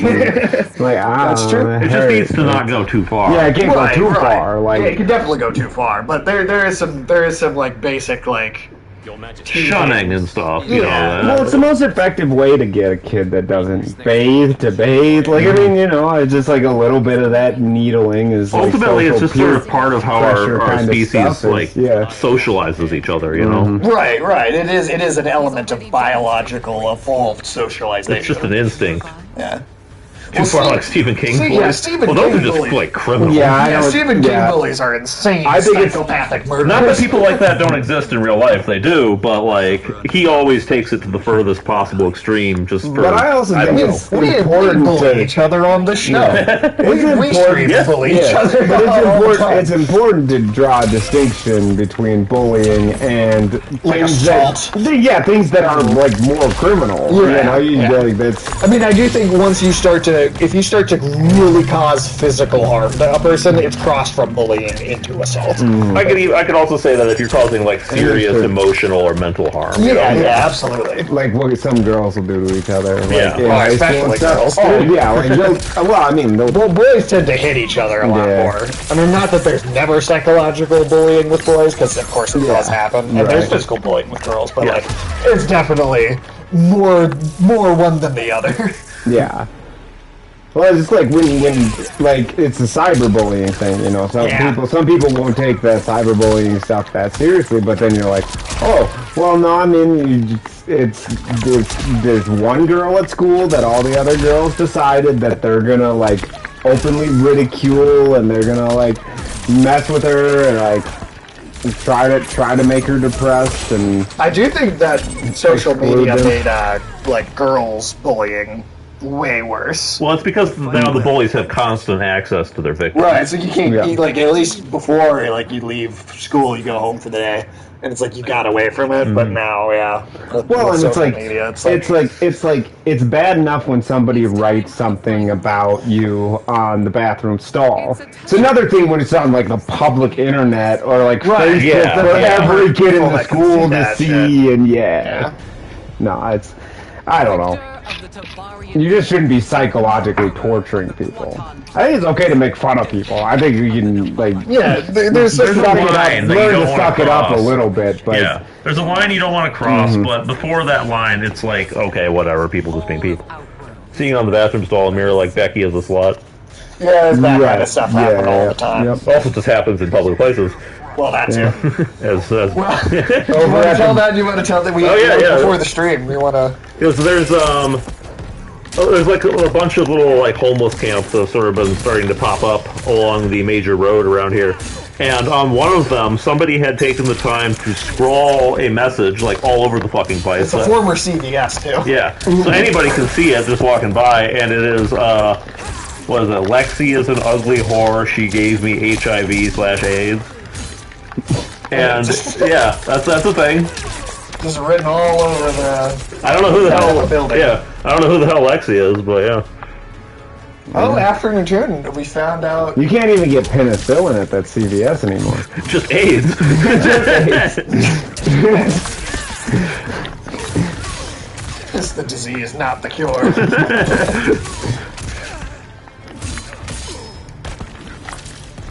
Used it as his diary. God, that's accurate. Man, I love Shao Kahn's helmet. Or sorry, General Shao. I keep calling him Shao Kahn too. He's been Shao Kahn for 30 years. It's kind of hard to... It is, yeah. Man, I would like a helmet like that. Hey. Oh, he might actually get you. It's going to be my first loss of the day. You could lose you're almost... there you go. Good. Nice. It's over. Not yet. I'm sure someone of them will get me at some point. Right. That's just the nature of video games. I've had a decent amount of practice, though, at this point. Some characters more than others, but... Right. I mean, like I said, I never claimed to be, like, particularly good. Do people like Khan wear the ears or skulls of his enemies? Like in real life? Totally. Oh, yeah. 100%. Sometimes not even their enemies. Like, I don't know where? What do you mean, like, wear them? The Mongols used to, like, you used to have to collect the ears, so the Mongols would take over a city and be like, we have 10,000 troops, 50,000 people live in this city, every troop's got to kill 5 people, I want 5 ears. Each one of you has to bring back 5 right ears to prove that you killed 5 people. Like, wear them like necklace or helmet? I don't think so. There were cultures that did that. I don't know about the Mongols. Yeah. I mean, the U.S. Marines in the Pacific would keep the fingers of the Japanese, like, as a trophies. I remember seeing the Japanese were doing that, too. Like, I remember seeing a photo. I remember seeing a photo of a World War II American tank in the Pacific, and there were, like, these spikes on the sides of it they had mounted the severed heads of Japanese soldiers on. Yeah. So, like, yeah, modern people do that, too. Well, because the Pacific was like an ancient war. Yeah, it was a pre-modern war. It was a lot of hand-to-hand combat, close quarters, and that shows you some of that grows out of like the barbarity of those kind of like situations. But yeah, I mean, then you got people like various headhunter tribes like all over the world. Asia, Europe, South America. They got the shrunken heads that they carry on their belts and stuff. The Scythians, they used to have the teeth necklaces. That was the thing. The Scythians used to have make skulls into drinking cups. Yep, Tibetans did too. Scythians would do it with their enemies. Tibetans, it was like a ancestor remembrance kind of thing. You do it with like your grandma's skull or something. The Tibetans also did it with slaves sometimes. Okay. It was interesting. I remember seeing there was like a bone flute in like a museum in China that was made in Tibet out of like a slave's like bones or something. Well, that doesn't surprise me. Again, like every culture has some of that. Yeah, I mean it's kind of impossible to get away from it. Would you take as a trophy what body part? Well, for him, it's whatever would be the tastiest. Well, then I'd eat it. That's not a trophy. That's food. That's a snack. I don't know what I would food as trophies. Does he? Yeah. Huh. I don't consider food as trophies. Like a trophy is like something you have. Cannibal would. It sounds like you're not living up to the hype. You judging me for my cannibalism nowadays? You're like a faux cannibal. I don't think you're taking enough pride in eating people. You're just a wannable. See what else you can learn. Yeah, I just scarf them down. I don't take the time to, to savor the flavor. I'll bark, no bite. I don't. Oh, there's plenty of bite, Alex. He is a grave threat to the realms. Anything else? Yeah, I don't know. I mean, skulls are the classic. Do not trust. Yeah, skulls. That seems like the classic easy one. Drink out of the skull. Mm-hmm. Use it like a goblet. Yeah. The Gauls used to keep the heads in tree oil. Yeah. Yeah. They would keep the heads of enemy chieftains in like chests filled with tree oil. And just preserve them. I think they were another one of those cultures where they'd bring the heads out for like battles and stuff to like scare their enemies. Yeah, they showed them off to Caesar. One of Caesar's accounts. Those were like some Roman heads that time, I think, weren't they? I think so. Yeah. Skulls is more intimidating, I guess. Yeah, I think it can send like a upfront message for sure. See, now what I'm thinking is like, is there a particular bone that you could like use as like a blade hilt that would look particularly cool?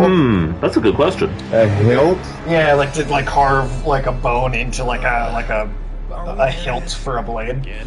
You'd need to do like a femur or something. Yeah, the femur was the first thing I thought of, but I wasn't sure. I'm just thinking of a bone that would be thick enough to make a handle. Shin bone? I actually don't know what a shin bone looks like. Yeah, I don't either. I think part of the thing too is if you kill a person and you intend to take a part of their body as a trophy, you want something where people will look at it and automatically go, oh, they killed a person, right? So a head is the obvious part because it's the most like human-looking part of the body, right? Right. If you just take somebody's immediately recognizable. If you just cut somebody's like fingers are good too. Fingers are good, yeah. A hand. Yeah. Just a necklace of hands. That'd be interesting. Ears are a decent choice as well. Ears. Those are a lot of the carry. Those are a lot of the things I've ever heard of being in any context of being like trophies like that. Heads, fingers, ears, teeth. Yeah. What about feet? Would you take feet as trophies, Alex? No, hell no. Jesus, especially a dead foot. Dude, I want to have dead foot hanging around my neck. Yeah. You know how stupid you look? He doesn't want to You know other tribes, like you say like in Papua New Guinea or something, the foot tribe, you don't think people be talking shit about the foot tribe? It's too heavy to carry around. Okay. Like, if I'd go around to the different tribes and be like, listen, don't eat me. I'm just here to warn you. There's some freaky weird foot tribe out there cutting out people's foot. It's nasty. Fans are gonna go nuts cosplaying them a Cage Con. Cage Con? Yes. I'd go to Cage Con. Like his whole time here, he's just literally thinking, alright, I'm gonna take a bunch of footage with my phone, bring it back, and this is gonna be the movie I make. Yeah.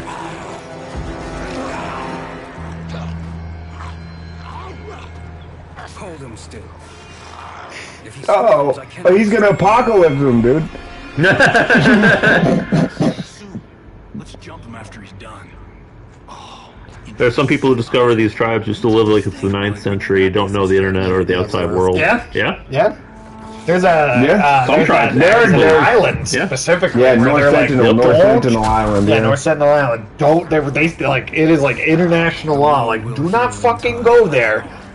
Do not leave these people. They don't want you. Only 3 people have been there in like the last 60 years. Only one of them went on purpose, and all 3 of them were murdered. Even if a boat passes by the island, they all gather on the shore of the island and make it clear they don't want you to land. Yep. Didn't I swear I thought I saw something maybe last year, maybe earlier this year, about like the last uncontacted person in like the Brazilian Amazon died. Really? Yeah, like they were like people were like aware of him.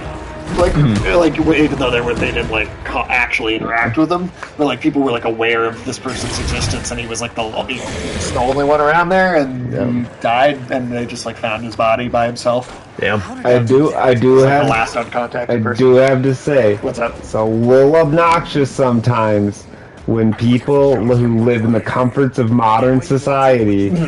We'll talk about those people who live in like the Amazon or those uncontacted people and be like, we can't disturb them. We have to allow them to continue this way of life, which is fine if they want to. Absolutely. Well, once they're adults, I think especially because once you get to a certain age, if you don't have any development of the language center of your brain, you can't learn. Oh yeah, no, that's definitely true. But I'm just saying they're saying we can't run these people's way of life. We need to leave them alone or whatever. But shouldn't they know that there's a choice? Yeah, because I do agree with that. Because I can't remember who it was. It was some TV presenter, one of these travel show kind of people. It wasn't Anthony Bourdain, but I remember who it was. But he was talking about how he went to this village in Brazil, like in the Amazon, that had just got electricity. Basically, they had a few light bulbs, like lights around their kind of center of the camp or whatever. And he asked him if he felt like modern society was like encroaching and like taking away from their culture, their experience, or whatever. And they're like, no, are you kidding me? We can see at night, like we know if they're predators, like there's like we can do like we.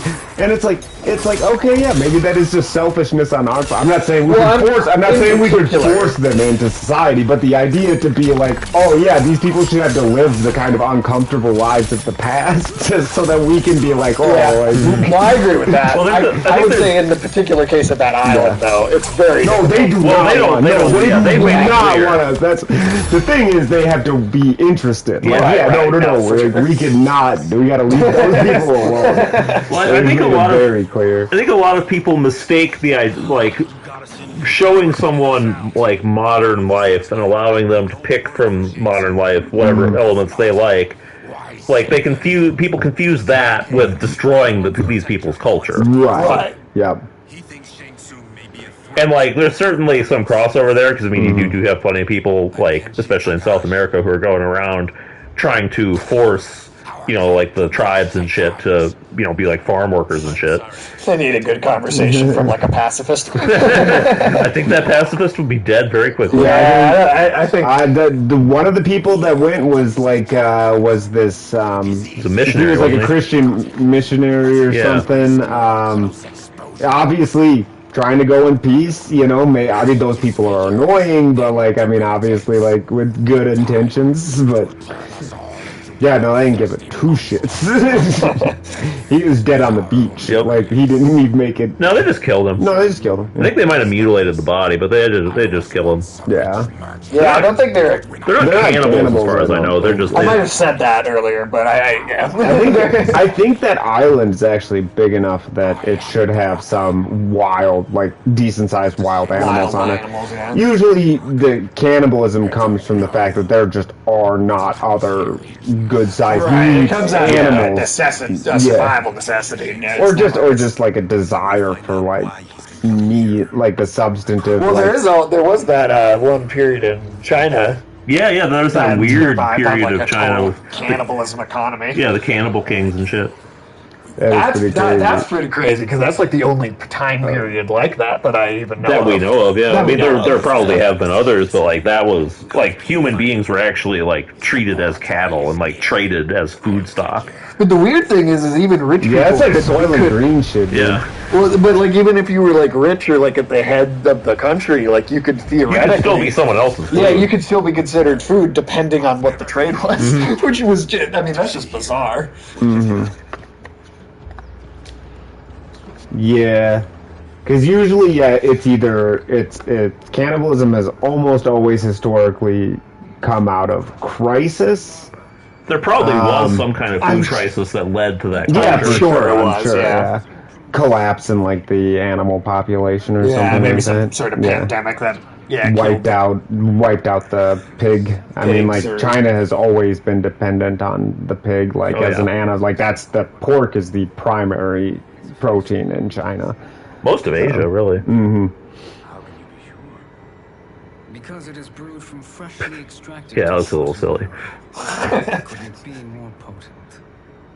That's like, but I mean, like China can sustain massive hits to its livestock. It just has so much livestock, but like, because African swine fever a couple of years ago killed 50% of all pigs in China. Well, they culled it to stop the spread. If we lived in a future like Snowpiercer, would you give people a chance? Give eating a baby a chance? Give eating a baby a chance. No, probably not. I don't know if I don't think I could, even in like the desperate survival situation. I don't know. I couldn't imagine just throwing up. I also just like am generally like accepting of death. Like there are probably a decent amount of like lines I wouldn't cross before I'd just be like, it's fine. Like you die. Sometimes I just say that, on normal days. Yeah. I don't know, I mean, eating people sounds good, but they gotta be adults. They've already seen too much. Yeah, it's kind of like I've eaten veal before, but like it does kind of make me uncomfortable. Yeah, I don't like veal. It's just like it tastes pretty good. There's nothing wrong with the taste. It just feels too No, but I'm saying it tastes pretty good. But I've had steaks that I thought were better, so why are we torturing these cows? Like these baby cows? Yeah, no, it's. To be honest, it's too soft. Too soft? Yeah. Well, I like some. They're too fucking soft. I like some grain in my meat. Yeah, no, I'm What if you didn't personally kill the baby, but someone just offered you a barbecue baby? No, thank you. I think that is one scenario in which it is a good idea to call the police. I think I would kill and eat the person offering me the baby barbecue. Yeah, there you go. Cannibalize that guy. Yeah, I mean, that's karma at that point. Yeah, fair enough. But like, and you know what? Since he did it, you don't even have to. Yeah, you don't have. It's like moral free meat. Yeah, exactly. Kill that guy and eat him.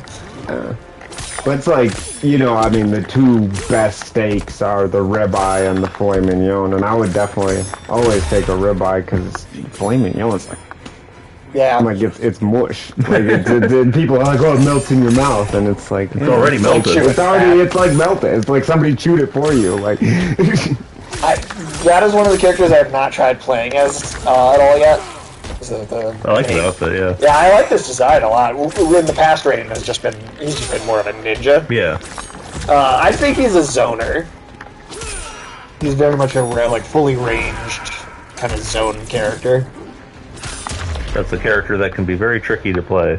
Yeah, I think he's probably one of the more complicated ones to use well. Mm-hmm. Because if the enemy is smart, they're going to be up in your face all the time. Right. Well, especially if you get matched up with a character like Reiko, who is all about that kind of grappling. Fatal blows are really slow. I don't think they're any slower than they were. Do you think Rain could be better in that scenario if he had the right cameo or not? I think the cameo would absolutely make a huge difference. I mean, that's going to be the interesting meta of this game online. Is what cameos go with what character to counter what? Yeah, like how do they kind of benefit? The weak. How do they improve on the weaknesses of your base character and stuff? Mm-hmm. Also, like Shang Tsung has a skeleton of a centaur, like a science model classroom skeleton, but it's a centaur. I've actually seen one like that. Oh, really? Yeah. I mean, it's just something somebody made for the fuck of it, but still. The first movie to do the blind swordsman trope. God, that goes way back, probably. Yeah, I don't know what the first one is. I do know that Kenshi, in particular, is based off of the brief portion of the third Matrix film where Keanu Reeves had a red blindfold on. I can tell you where this particular character kind of went back to, but yeah, I have no idea what started that trope. I want somebody to do a blind gunslinger. That'd be a good character. That sounds dangerous. Step away from the table. This is twice you've been thrown. Yeah, Ed Boon said Keanu Reeves. I mean, maybe they'll do him, and some will because they got Kerry Tagawa to be Shang Tsung in the last game. And they do have those actor appearances here and there, so like maybe at some point they have the Jean-Claude Van Damme skin for Johnny in this one. I can see them doing like a Keanu Reeves costume. Why not? Princess, are you all right? Or maybe in one of the games they get him to actually play the character. Blind gun shooter is just Alec Ball. Oh, that was good. That was cool. Good dig, man. Good dig. Man. You are not wrong either. Afternoon Tune's always coming in with the best jokes. Honestly. I know, I mean, it's just true. Like this. What you've done, fool. Let me help her before it's too late. I like how even when Chainsaw isn't talking, his like kind of resting expression is just smarm. Resting douche face. He does. He has resting douche face. Now do you believe, Earthrealmers? What do we do? Keep her occupied. Time to finish more serum. Johnny, a hand? We got pages for this? Or are we winging it? Whatever we do, we can't hurt her. I'm worried about us. Well, then we're gonna, just do a little move where we like snap her head around and break her legs, and then that's not hurting. No, that's not really hurting her though. It will be to lick off my finger. What do you do? Do you do what you've always been doing? Yeah, I know. They're like, oh, what should we do? I don't know. The thing that works in every other situation in this game. Could you try hitting them really hard? the only actual option. Wow, she is messing you up. Yeah, maybe this will be bad. Oh, we ain't there yet.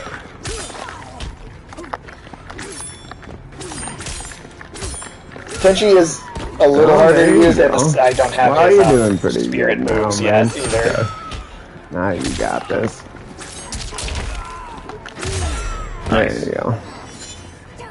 Tenchi, for me, I would say that he's like intermediate. Like, I don't think he's that difficult, but I do think he's definitely not like a pick up and play. Like anybody could just grab. Like there's like certain characters, like I think Liu Kang is designed that like you could just pick the game up for the very first time and he'd be pretty easy to figure out. Right. So Kenshi, I would say, yeah, I'd say put Kenshi on like an intermediate, but not necessarily like an advanced level. It is harder here because he doesn't have access to any of his powers yet for story reasons or whatever. But he's a bit easier to use once you get all of that stuff. But I like how being carved up with a sword leaves no marks on it. I know, hitting her with a fucking katana. Don't hurt her! Don't hurt her! But you stab her about 50 times! Oh, damn. If it happens in cutscene, though, then it happens. Yeah, that's permanent, man. Well, he had to get a blindfold at some point. Yep. Oh, it's a syringe. I was like, where the fuck did he get a taser? Lost his eyes and gained a third one. Yeah, he's got the, like, spirit senses. Yeah. Or he just got like the third eye like a Tuatara has. Oh. Disrupt your sister's treatment and scandalize Outworld by revealing her illness. What? That's totally fake news. That's just so stupid. Is that Goro? That is Goro. Fake news. He is a cameo character. Does he get smacked out by a gnome? God damn. Kano got the gnome death. Oh, that was Kano? Yeah. Oh, you're right. Kano is in this game, but only as a cameo. Goro got run over by a car, that's right. Yeah, Goro got run over by a reindeer. Oh, okay. Isn't that true? Like, if you lose one of your senses, your others become... I mean, that's what I've heard. It's kind of true, yeah. I mean, if you think go... it's because you have to rely on Yeah. them, so you just inherently become better attuned to them because you're using them for Well, survival. I think eventually you just model the world based on those senses instead of what you previously had. I've also heard that because one of your senses no longer works, all of your, like, the components of your brain that would normally be, like, responsible for that organ, they'll sort of be repurposed to help, sort of boost your senses on your other body parts. Right. They also proved you in the scenery. So they've also proved that anyone can learn to kind of echolocate in like 12 weeks. What do you do? Like, there's literally like practices that you can do to gain. You walk into a room, just scream. Well, it's also hearing other sounds. That's part of it. That's part of blind people carrying the cane is partially partially just to make noise to echolocate. But part of it is to hit things that are in front of you. But it also that dinging, you hear it off of other things. I think, when you hear echolocate, you think of like... Yeah, making bat sounds and shit. Yeah, like Man-Bat and Gotham. Maybe that's what he was doing. I mean, that's what his coat was doing. That's why he was flapping his coat. But anybody can learn to do it. It's just blind people have to learn to do it. Yeah. Like so they're going to pick it up faster because of that. Yeah, it's they'll naturally begin to understand that because they'll notice it. Right. Whereas people who can see don't have to notice that as it's an like option to like model the world. It's like how anybody can learn Russian, but if you get just dumped in Russia somewhere, you're going to have to pick up the language faster out of necessity. Right. Yeah, and you'll identify that as a huge benefit. Like to me, I'm like, why would I learn Russian? If I was stuck in Russia with nobody, be like, oh, the number one thing I need to do is learn some Russian right now. Yeah. It becomes a survival skill, so your brain thinks about it different. Mm-hmm. At my job, I'm the only native English speaker. Mm-hmm. And so I've picked up quite a bit of Spanish just because that's often what everybody's talking to each other in. Right. It's also then you're almost in that environment. You're like a baby. Like you're just noticing. Yeah, you feel dumb, and I'm sure you're just noticing. You'd be like, oh shit. I heard that before. And he was talking about the pan, so that means like you know what I mean. Right. You're picking it up. You're picking it up because you're hearing it in reference to like everyday life. Right. So. Yeah. How often do you think they shit about you in Spanish? Oh, dude, probably all the time, man. What's Spanish for cat hoarder?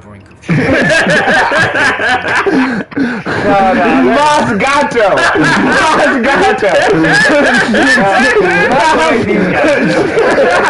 That's what happens at work every day. They say Sage Mas gato. We got a lot of cats.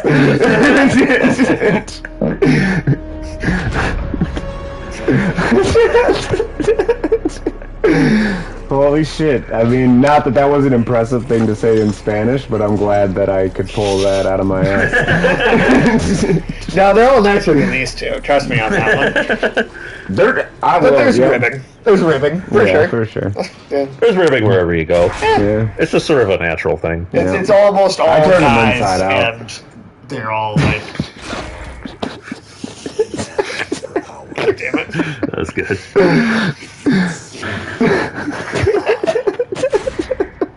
That's not happening. God damn it. Sorry, man. It's been a long time since I've heard people say the word ribbing that many times, and I just... Everybody was comfortable, happy. Never thought I'd hear that line coming out of I that have face. good dental insurance.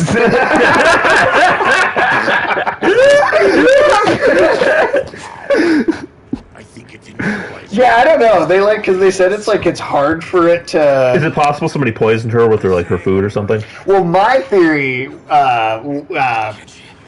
was that Shang Tsung somehow infected her on purpose so that she'd have to come to him for him to heal it or something. They don't specifically explain how she caught it. Well, the first time they kind of show you her kind of wincing in pain is at that feast, right?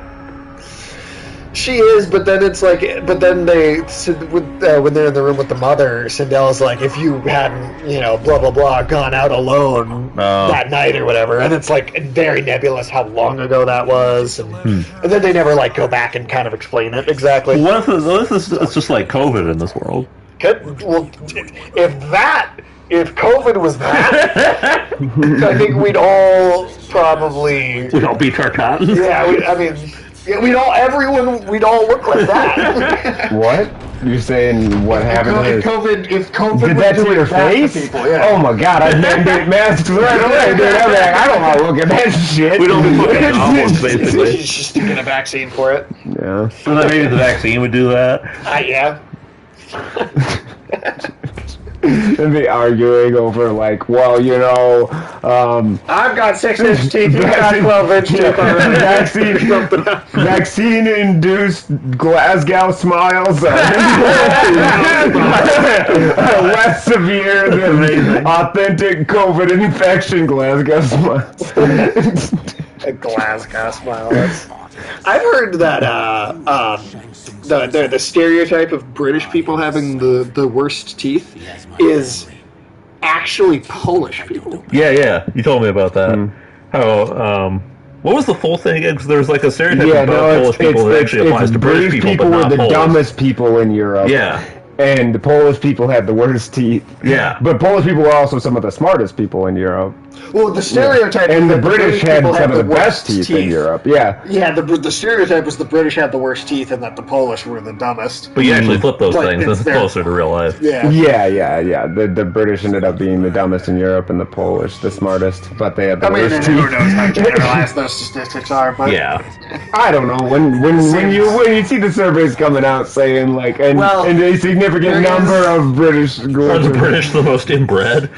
That I don't know. Oh, I don't know. That's got to be some of those mountain people, like man. Bavaria or something. Like Austria or like. Austria's got. I think the Habsburgs alone, like they bragged about how their family tree went straight up.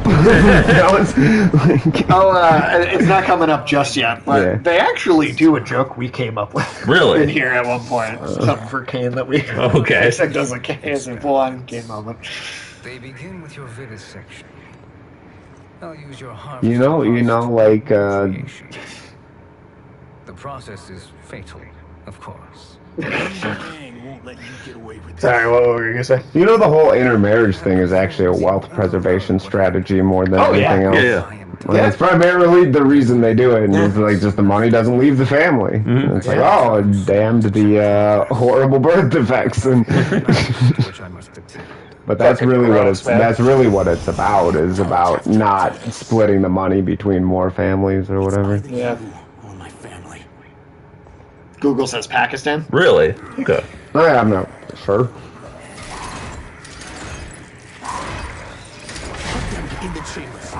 I was gonna say Austria because of whatever forest village Arnold Schwarzenegger's accent came from. Oh yeah. You know they wouldn't let him do the German dubs of his own movies because he's making it in his German. 65%. Jesus, what? Of cousin Mary? Oh yeah, I suppose. Yeah, that does happen there. That's fair enough, I guess. I would have said Alabama, but you said country. I think they've actually. If you look up state. I still think it should be morally taboo, but I think they found that the cousin marriages is not as genetically dangerous as we thought. I still think as a moral thing, it still shouldn't be the thing, but... Most inbred country in Europe is Spain. Interesting. I really would have thought Austria. It does tend to come from, like, mountain a lot of them... Secluded populations in general. Honestly, is a lot of mountains. thing. Yeah. Because you have small villages. Oh, nice. Limited populations. Yeah, this is the first time he's ever had his own chapter in the story because he's like a good guy now. He's just literally a dude that runs like a leper colony, and he's getting fucked with. Portugal makes sense. That's Spain. Okay. Yeah. Yep. Something about the Iberian Peninsula, man. Also, if you guys notice when we do these fights where we're fighting multiple enemies, when you kill when you beat one of them, they do just straight up explode. Yeah. Their shit's just on the floor. There's some Hellraiser shit going on in the background there. That's all of Shang Tsung's creations, right? Yeah, all of his like fucked up experiments. I do. America is Washington. Really? I would not have guessed. I mean, maybe because it gets super rural, people forget like how empty Washington and Oregon are. Yeah, yes, that's true. That's true. It's like Montana, it's like Oregon. the Pacific. Montana It's makes like a the lot of Pacific. sense. It's the Pacific coast, and then it is sparsely populated. Like it's like Wyoming, Idaho. Like I mean, Well, I mean, a lot of that area is not really livable. yeah. Well, Montana makes a lot of sense too, though. Actually, Oregon, you know Ore-Ida? Like Ore-Ida, the brand of like French fries? Yeah. Auto parts. No, that is not There's an article saying West Virginia. I can see that. West Virginia is the one that I would have assumed.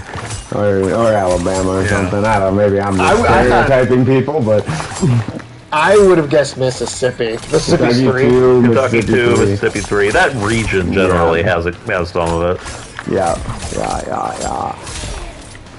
But Ore-Ida just stands for Oregon, Idaho, because the whole eastern half of Oregon is basically the same as Idaho. Like the same environment. It's just potato country. Like there's nothing else to do with the land but grow potatoes. Like it's... That's where that sounds like Russia. Did you ever watch that Netflix thing about the cult from India that like took over like that town in Eastern Oregon and they like moved they built a city, like tried to poison the town? Did you ever watch that? I did not see that. No. I think it's called Wild. You learn something new every day, right? Yeah. I think it's called Wild Country. Okay. It's worth watching. It's super interesting. Does it have a giant spider at the end? No, I'm sorry. No, I'm sorry, guys. No giant spider. Is Portland, Oregon the most SJW place? Stereotypically, yeah. I don't know if I don't know actually true, though. but well, actually, one thing that is interesting and kind of weird about Portland, Oregon, is it does have some of the highest concentrations of people being like very on the far left.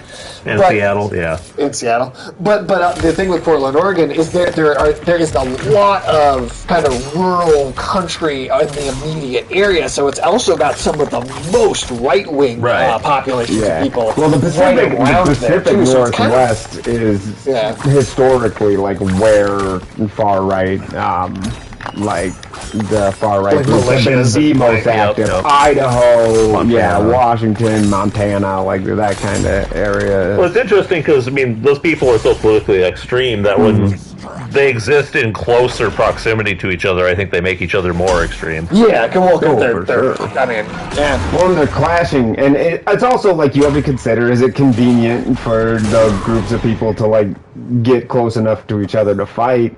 Oh yeah, but like when it's a when it's like a 45-minute drive for these far right groups to go into Portland, like that's something you can do in a day. Yes. So then they go in and like protest, and then those people, it's like a 5-minute bus ride to downtown to like. They're so. It's easy for them to clash there.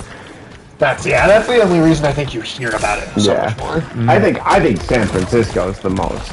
If you ask me, like the most SJW place in America, San Francisco, man, because that city is letting itself crumble, like absolutely. The fact that people have to leave their trunks popped open and their doors open so with that notes saying please don't, or basically like, and so that people can check to make sure there's nothing good to steal without breaking the windows and stuff. Like, that's not good, dude. Yeah, that's not good. Or the fact they have the poop patrols. Dude, there's somebody out there with a shovel scooping poop up, making 6 figures a year. Like, I mean, and I think it's only fair you pay that person 6 figures a year. Well, to be fair, 6 figures a year probably doesn't get you anything over there. Well, also true, but I'm just saying. Did it ever bother you that Ant-Man could afford that fucking house in San Francisco in those movies? An ex-con with no job, just coming out and having that fucking nice-ass house. I guess Hank Pym was giving him a lot of money. That's like the most unrealistic thing. You want to use something? You want to use something unreal? That's what unreal. Think about like you've seen like Boys in the Hood and shit like that, right? Yeah. Like think about like what South Central LA was, like the conditions in South Central LA at that time, right? And like and how bad those neighborhoods were. Ice Cube said that his dad bought his house for $47,000. And that it is worth $650,000 now in South Central LA. Like, oh, here you go. It was literally a joke we've made. What has happened here?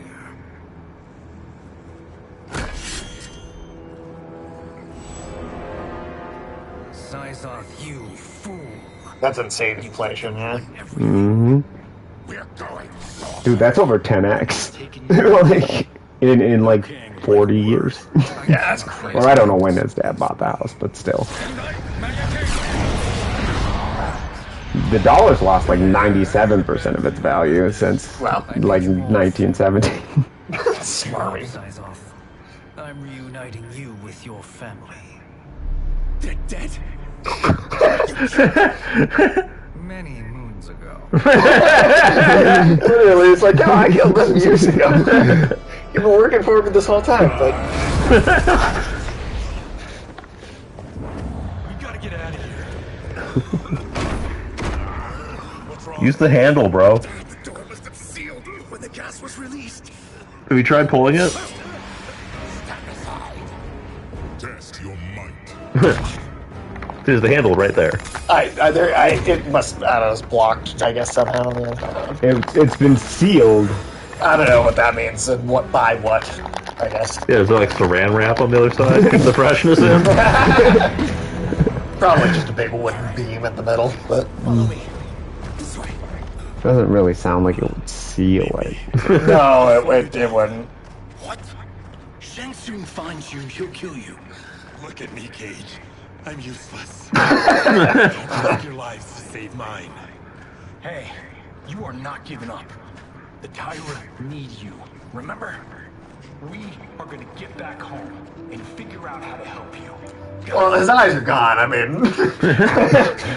Well, come on, man. They should have been like, don't worry, blind people always get superpowers. We can't linger. I mean, like, you... We'll be captured. Oh, there's no logical power scaling in The this power world. scale in this world is, who knows? Yeah, no, there's no consistency between, even inside of a single game. Remember, wasn't it 9 when Sindel just shows up and just murders the entire cast by herself? Yeah, in one scene. And there's also a fight at one point where you're just playing as that, like, regular cop, and you fight both Goro and Hikaru in one fight. And it's like, there's no consistent or logical power scaling anywhere in this entire franchise. Stupid man. Did he come out epic? I'd say in this one, especially power scaling loses all meaning by the time this story mode is over. Aren't all forests living, Baraka? No others have trees that house the Kenshi is the god of blind people. Whoa, wait a tick. We're talking ghosts? I mean, he's basically Daredevil. He's totally got the... Know anybody in here? some distant relative. Well, actually, I should have asked before, but afternoon, do you know where that trope first comes from? The blind swordsman trope? Because I genuinely have no idea. Living underground. Oh, so they pulled from that. Then how did you meet Shang Tsung? Okay. That I could take human form made me a freak among my people. I was terrorized and run out. It's weird how they've made Baraka and Reptile like heroes, like hero characters. They've literally been nothing but henchmen in every other game that barely have like, lines of dialogue. They've always been hissy monsters before. Yeah. One of them's like the good-natured like carer of a leopard colony, and the other. I don't know if I did. I just looked up who was the god of blind. Oh, okay. I'm sure they have like a patron saint or something. I think there's a patron saint of everything. There is, yeah. Yeah, there's a patron saint. Definitely, like almost everything. They are conspiring to do what? I mean, like especially too if you look at like some of the Greek, like well, the Greeks had a god for everything. Well, like, but like even the ones where like they double up on stuff, like Hades also was like the god of jewelry. Mm-hmm. It's like that I don't know why he needed him, but Zatoichi was the first move. The Tale of Zatoichi. Okay. And then I'm sure in like oral, for sure. You know, it goes back even blind, further. like blind Ronin and shit. Yeah, like that. I feel like that's a cliche that had to originally start with literature of some kind, poetry. I mean, everything can be traced back pretty far if you really look into it. Right. We've only had so many archetypes, man. That's true. I do think it's funny that in Hollywood, good is always Jesus and bad is the Nazis, and it's just like those are such different, and from such different time periods. Yeah, but it's like these are the archetypes. The bad guys are always the Nazis. When are they just going to make Jesus versus the Nazis? I'd watch that movie. That'd be dope, dude. Is Jesus just fucking executing a bunch of Nazis like the Doom did? Yeah. Yeah, that'd be amazing. That'd be a fun action movie. I would watch that. Get the guys from the raid to make it. Get the raid guys to make Jesus versus Nazis. Oh, dude, the big reveal where should that be a video game? Honestly, yeah. Should it be a video game though, or should it be a movie? The beginning of the movie should be like Jesus like rolling the fucking stone off his tomb and just walking out with a machine gun. No, it should be. He should pick up the stone and throw it at the Nazis below. Jesus, Passion of the Christ to use Jesus Christ and to Chris Tucker fight the Nazis. I'd watch that movie. Yeah. Is that movie really gonna happen? Like Mel Gibson? I mean, if we will it into existence. I thought Mel Gibson was starting to stir the pot again about making it. Well, I don't think that's what he's gonna do. What? Mel Gibson's like super Christian, isn't he? I don't think he's gonna watch. No, I was saying, are they really gonna make the second Passion of the Christ? They are. They are making a second movie. I thought so. It's just not off-ball, goofy action comedy. What is it gonna be? I don't know. Stupid. That's what it's gonna be. Stupid and religious propaganda. Yeah. I think it's literally going to be like, because the first one ended with Jesus, like, did Jesus come back in the? I've never even watched it. Yeah, me neither. So I'm not sure, but I would think if it ended with like Jesus dying or whatever on the cross, then they would just do like him coming back and being like, "Hey, stick a hand in me," like. That's what he did when he came back. He's like, you don't believe I'm real? He's like, put your hand in there, dude. Like that's where the spear was. Should Jesus do that in the action movie? He does that, but then he like throws the lid back over their hand. Yeah, interrogating them. Sure. He should get the Ark of the Covenant as a weapon at some point. Oh yeah, that should be his BFG. Let he who is without sin kick the first ass. Dude, it would be dope if it was just like Django shit. He like flips the lid of the lid of the Ark of the Covenant and like pulls up a fucking Gatling gun. Oh, that'd be great. I like the idea of being a video game because then you could call it something like Christ Eternal. It could be a Doom clone. There you go. Sure, yeah. Because you can do all the execution moves and stuff. Yeah, that'd be pretty sweet, man. You know what else I want? I want like a version of like Noah's Ark, but it's like a sci-fi battleship. Yeah. And like the animals and the crew. Oh, there you go. That'd be pretty sweet. That guy's everywhere. It's like some Mass Effect shit. Yeah. Yeah, there you go. Jesus is the captain of the starship. Well, what if you do it like a Noah's Ark thing, but instead of animals, they're like different aliens for every planet, right? You can make it edgy. It'd be like Waterworld. I don't know about Waterworld. It's two movies, man. Two movies that I will not take you seriously if you bring up. It's Waterworld and The Postman. This Kevin Costner's post-apocalyptic classics, dude. Yeah, you didn't love that extensive plot line of him cucking that dude? Did that happen? That happened in the movie. I didn't remember that, but all right. Certainly doesn't make me more interested. I'll tell you that. I'll tell you what, man. Those movies are institutions in my house. Are they really? You know, like posters up on the wall? Yeah, No. In my house or in my family. Are they really? Oh, my dad loves those movies, dude. Oh, wow. He'll defend Waterworld at the end of the earth. Maybe we can bring them on for a Waterworld special. We're not doing that. I'm not watching Waterworld. I've seen that movie. I don't need to see it again. Especially Kevin Costner in those horrible spandex vomit pants. Yeah, no. Movie. Kia and Jataka were the first to hunt me. Quan Chi is also a demon? Actually, Man, who isn't these days? but he mastered the dark magic needed for unfettered travel to my realm.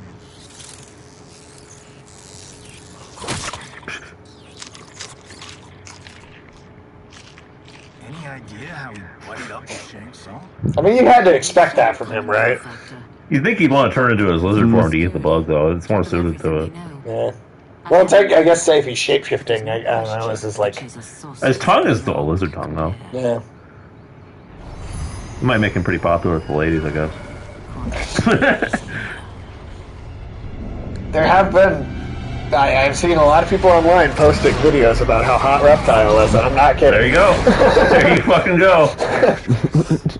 Interesting. That was Megan Fox? Yeah, here's your terrible, cringy Megan Fox line reading. Okay.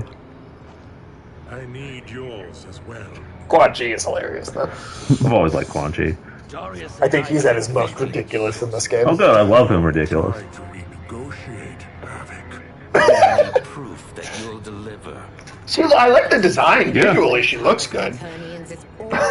Afternoon too may mean that in another sense as well. Because of Quan Chi's magic, my realm's people are no longer poisoned by sunlight. We've finally escaped the shadows. It kind of hurts. It kind of hurts. She sounds bored. We'll break down Order Realm's government. Does he ever blink? No. He's like Hannibal Lecter. That shit, sounded like an HR reenactment. I think she got the wrong message, like about what she should be going for. Disinterested. I like that. And then you have that guy just hamming it up over there. Eyes down at the screen. Just got thicker. Yeah, somehow she didn't get the ham it up notification. No. Just one soul stealer can kill hundreds of thousands. Like even her, even though like she's not hamming it up in an evil way. She fits with the world, though. Yeah, she's got like a very theatrical. Because she's doing a voice, clearly. She's still doing a voice. Whereas Megan Fox just sort of like, I am very bored, please pay me. Which is weird because, like, I know all the enthusiasm of a waiter singing "Happy Birthday."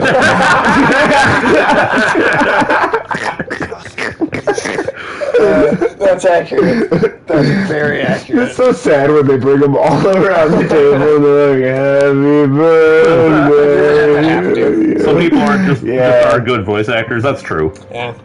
You wonder maybe if like a better director could have gotten a better thing out of her. I think if they had given her better directions of some kind, I think they could have gotten a decent performance out of her. But well, because like Julia.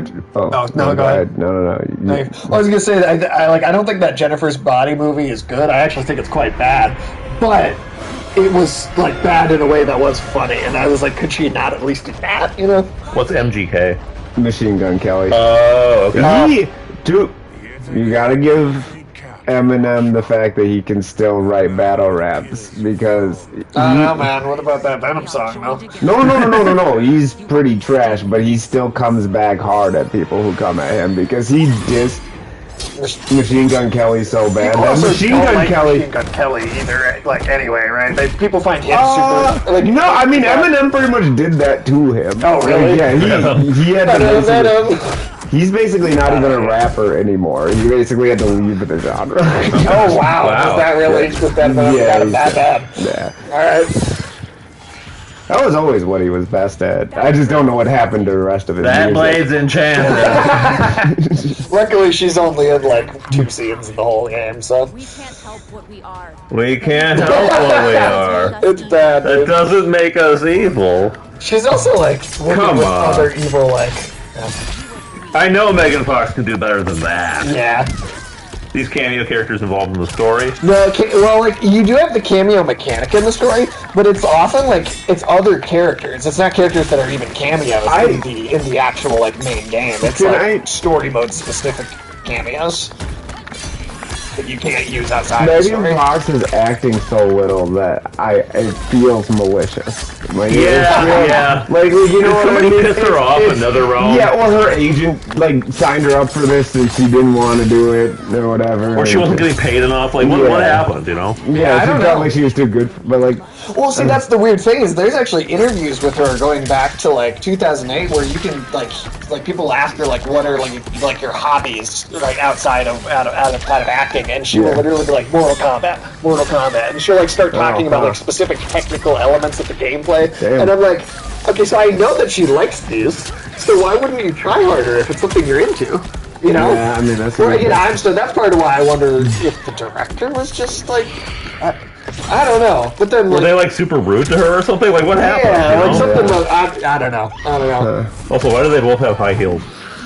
You know, that's the thing. People, like, there's the incels complain. People are like, oh, it's so woke now, and then, you know... But then all the female characters are still wearing high heels while they're running around. It's like they're still totally super sexualized. They're just in a way that looks real. I'm so in a more mature way. Anti-high heel, you have no idea, man. That is the dumbest idea anybody ever had. No matter how good a woman looks in them, I don't want to hear about how much their feet hurt. I swear to God. And I don't want, like, I'd rather you wear flat shoes than walk barefoot. Well, Alex, you know they were originally designed for men. Do you want to wear them? Yeah. Well, they're supposed to hook up into the stirrups. Yeah. That's what they that's were where that originally. came from, huh? Yeah, the Turks made them first. They were to hook into the... So but that makes sense because you're not walking in them. Right. Yeah, They're not supposed to be for... They're for riding, to give you more control, Yeah. Yeah, they were never supposed to be like something you walked around in. That makes a lot more fucking sense. I learned something today. And they did become fashionable for men because of the perceived height increase, but like that was still like a formal event thing only, you know? Right. Like you wouldn't wear that just on the street. Oh hey. Oh, Nick. Look more like a deadite than ever. Right. Actually, it was kind of like Palpatine. Oh God. Who fucked her? You better not palpitate. What dark magic is this? Star Wars, bitch. It's Star Wars. I like how all so often villains are like really happy to explain what they are. They are. They're just living their best lives, you know.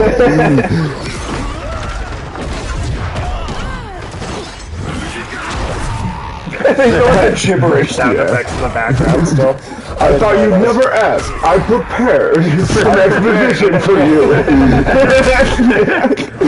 Okay, he's absolutely chewing the scenery too. Well, that's how it should be. Like, I don't know how else you make it. Like, Mortal Kombat. I'm not complaining. I'm enjoying. The only complaint is Megan Fox not hamming it up. Yeah, she needed to. I mean, look at everybody else and what they're doing, you know? Look at the stage. I mean, I know they probably didn't actually show her very much of what the thing was going to look like, but still. The face, like, coming out of the trees and shit. She sounds like she's in like a fucking hostage video. Look, I am being treated very well. Death to the infidels.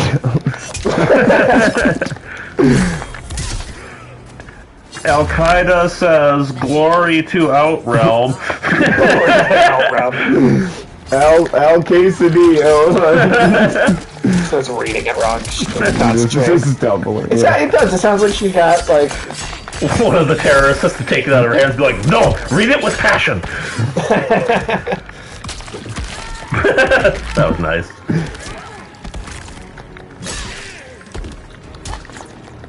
Like this, I don't know, man.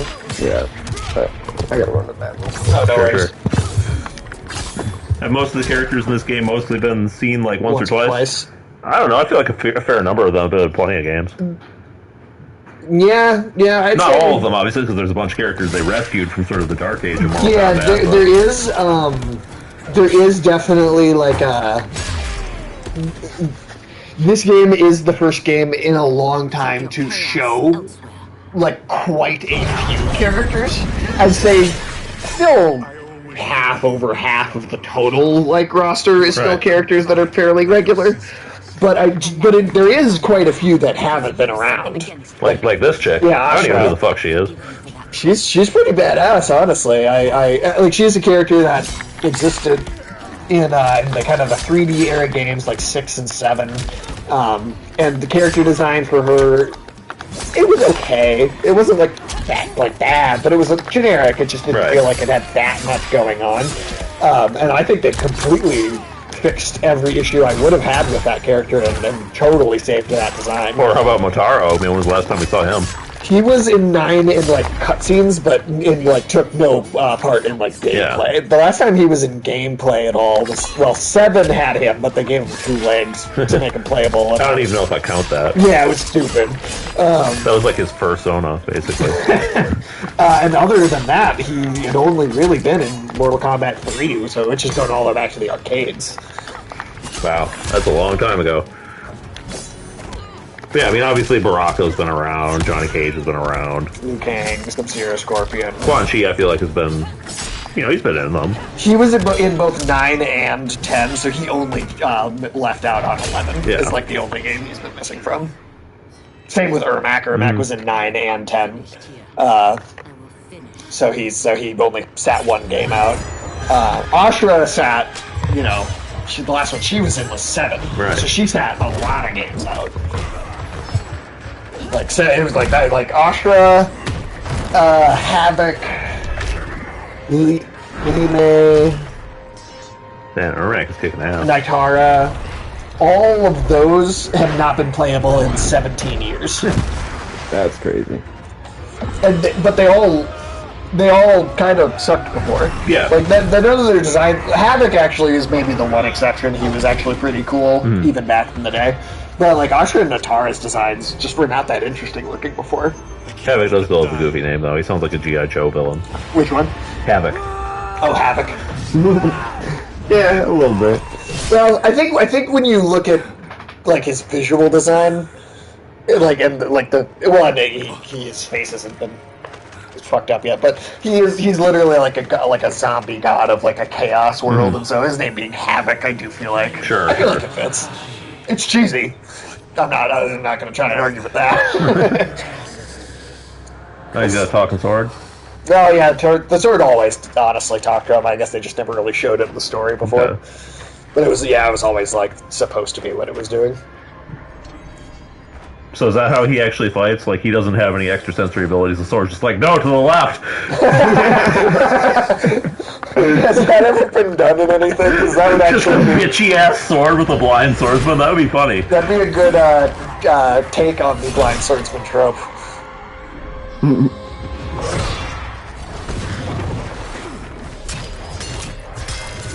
Okay, the sword is actually doing his job for him. Oh, yeah. Oh, he got his soul sucked. He did, he sucked his soul! It siphoned his soul. It siphoned his soul. It doesn't quite have the same ring to it as you're about to get your soul siphoned. No. You're like him stealing gas out of your car. Yeah, I don't know if that siphoned is gonna become slang for that anytime soon.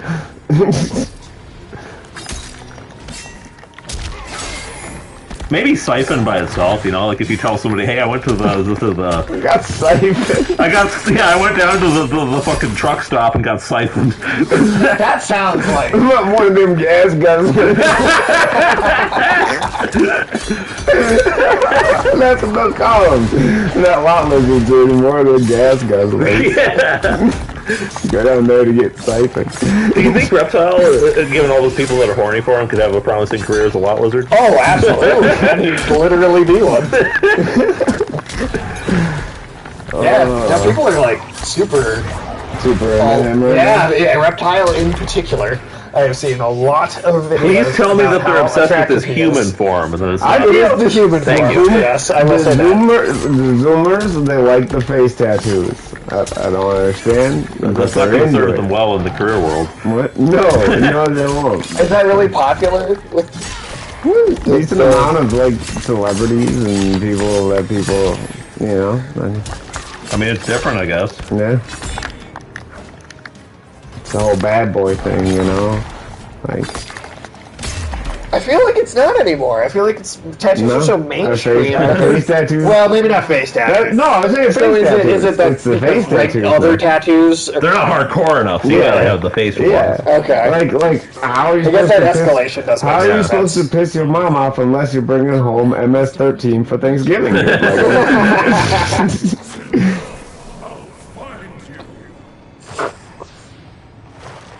was that? I'll shut down the Soul Stealer. I don't know if I think I definitely think I talked over that, but Johnny Cage, when that thing went up, he did go, "It's a soul-nado." I think that line was even in the trailer. One of the No, was it? I know they said.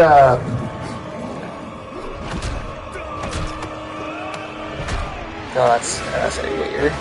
Oh, he's getting his soul sucked. There you go. Hey, somebody got their soul sucked. Everybody's getting siphoned these days. He definitely looks like he just got siphoned. His tank's on empty. He's too dangerous to let live. He knows Shang Tsung's plans. That's such an arbitrary reason not to kill one of the big threats. I know. It's like, oh, we have to bring him in for questioning.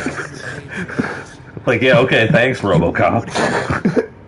You're coming with me, creep.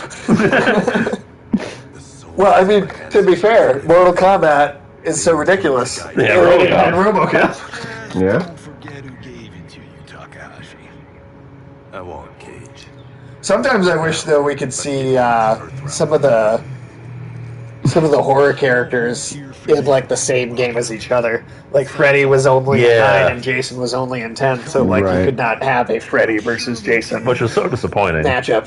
So everybody wanted. Like I loved having both of them in there, but like like Ghostface will be the only one in this game. So The like horror, as far as we know, the only horror character in this one. Right. Which I mean, still cool, but That's gonna be funny, man. Oh, it's gonna be hilarious. Dude, Ghostface versus Homelander. Oh my god. Those feel like very different power levels. It does. The Soul Stealers are under construction. The great siphoning.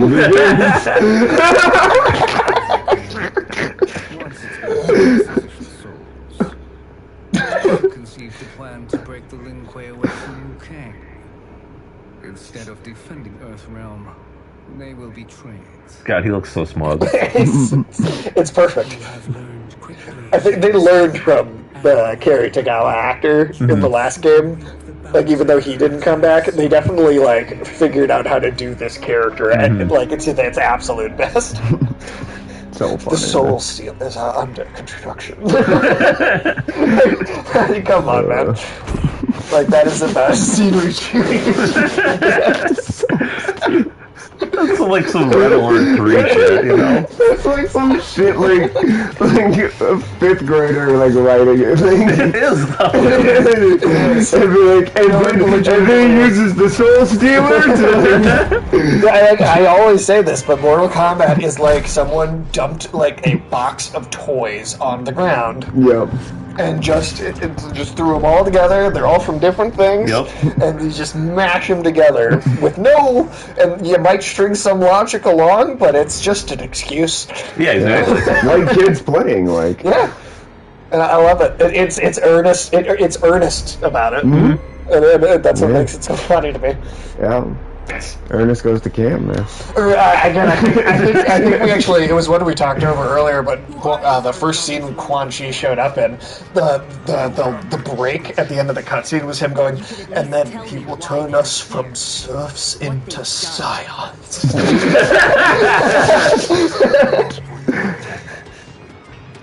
I actually didn't realize, I don't know when I learned that Ernest was a word and not just that guy's dude name. in the movie. Yeah, that always goes on vacation. Yeah, he was That's going to different camp things. and stuff. Yeah, he just does some stuff. It's a weird. People don't do that anymore. Like what happened to that? Where like you just think? your whole Go play. No, your career was just playing like the same character over and over, doing different shit. MCU. No.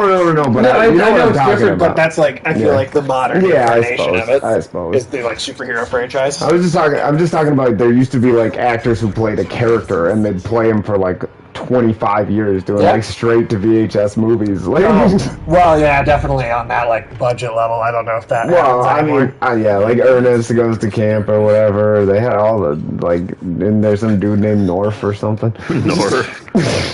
I don't know who North is, but he sounds like Snarf. Is he Norm of the North? Oh God, it's of not the bad, North. is it? I would watch a sequel. I would watch a sequel of Norm of the North. Well, there is a if he sequel was from Boston. if he was from Liverpool, from the north of England. I don't know, man. I'm thinking Boston. You know, Yeah. Nom of the Nom. I'm Nom of the Nom. Okay, that's good. That's good. I like that. Nom of the Northeast. Nom of the Northeast. That's great. I don't remember who said it. I think Tim sent it to me first. I don't know if he got it from somewhere, but he made a joke or sent me a joke about how if you wanted like 100% cultural accuracy in an H.P. Lovecraft adaptation, every character would have like bright red hair and have a thick Boston accent. If you were to do like setting accurate accents. It's like, I was just trying to imagine some dude going, "Oh, it's a shog."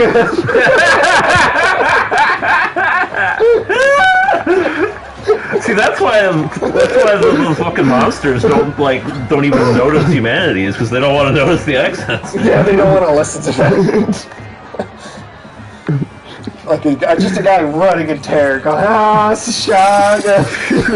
Fleeing. Really trying to take it seriously too.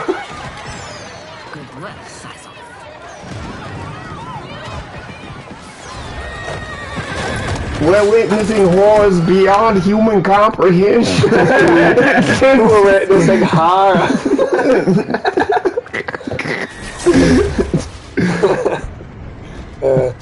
I hope someone does that at some point. That would be good. There should just be an inappropriate, that would be a great show if you had a show where they just did famous moments of things. It's just like the most inappropriate accent, yeah. If nothing else, would be a great robot recreations. There you go. Maybe that's the place for it. Sometimes an idea is good, but it's only good for a minute. Yeah. And that might be one of those. Yeah.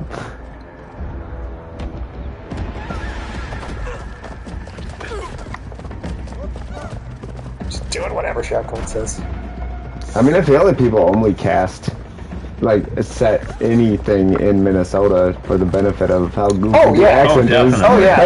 There's no other reason that any movie's ever been set in Minnesota other than in, wouldn't it be funny just if they had Minnesota accents? Oh, screw my back, I was shoveling out that driveway over there. I wish, the fantasy genre had more variety of accents. They always just do a British accent. That is often the case, yeah. Yeah. Well, but those, what were those things called in Ratchet and Clank? Oh, those aliens? Those aliens. Yeah. They had the accent. Mord? I think they were all named Mord? Mord? Yeah. Mord? I don't know, but they all had those thick Minnesota accents that there's a whole... Oh, don't you know? the fact that they all had the same name, too. Yep. Hey, Mord. I really like that Ratchet and Clank. That was a great game. That was a great game. Dude, Insomniac is fucking fantastic. They've been on a roll, dude. They're the ones that make all these newest Spider-Man games. The Ratchet and Clank series has always been them. They're doing a Wolverine game next. Okay. It's a very different thing. Yeah, I'm very curious how that's going to turn out. Is it going to be like X-Men Origins Wolverine? I hope it borrows. Well, I mean, you may. I don't know if you're joking about the movie or if you were meaning it seriously, because the video game tie-in is one of the weird times when a game movie tie-in was really good. Of course, it was weirdly for a movie that sucked. Yeah. But the game was legitimately really good. The system they built for how his body could get torn apart. You could literally get blown apart just to down to a skeleton and watch all of it regrow. And they had this really unique way to do the health system. It was actually M-rated and allowed to be the hyper-violent that you would want with a character with claws for hands. That was a good. I mean, the story maybe wasn't the best part of it, but it was still better than the movie. Right.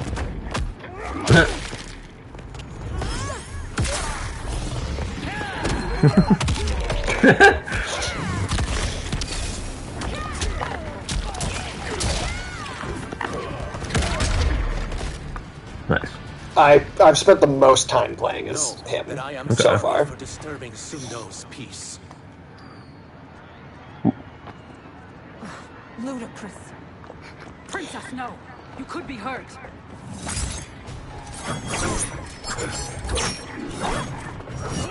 It is. We are at 5 now. Okay.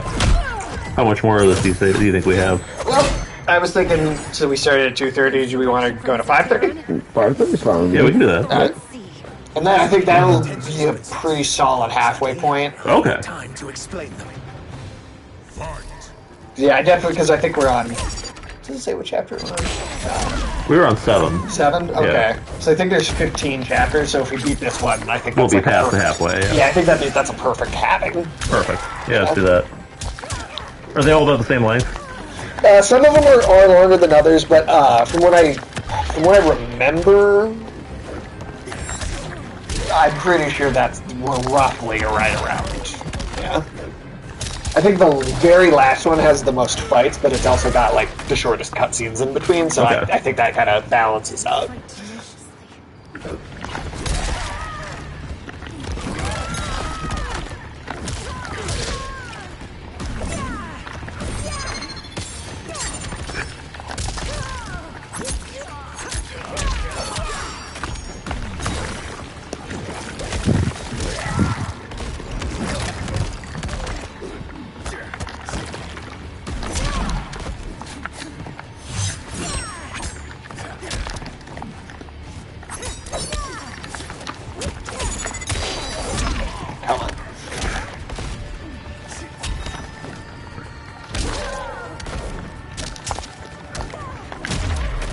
There we go. Soon, you will know the truth.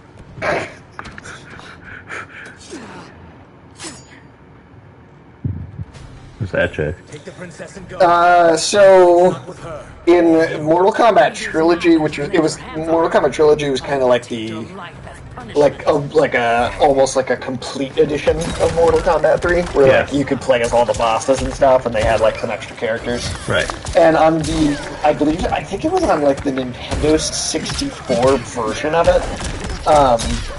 You had, so on the regular version of it, there was a male ninja character called Chameleon who had like one of every other ninja character's special moves, and he like changed color like during the fight. Yeah. And then she's supposed to be like the female version of that concept, but she was exclusive to the Nintendo 64 version of Mortal Kombat Trilogy. Interesting. Wow, that is obscure, dude. Yeah. Yeah. Fascinating. She was also, they did bring her back one other time in Armageddon, which is the one that was like the 7th game, where they just put everybody in it. So she appeared again there, which is probably where most people wouldn't see her if they know who that is. Okay. And then she's, I believe she's going to be added as a cameo to the game later, but does appear in the story mode ones here. Okay. But she's not like in the game. Interesting.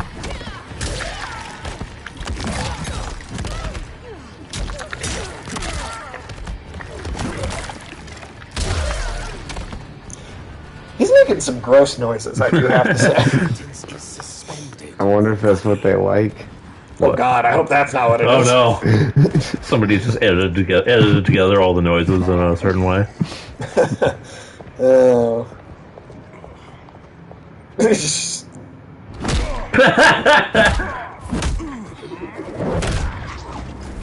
wake up to a beatdown.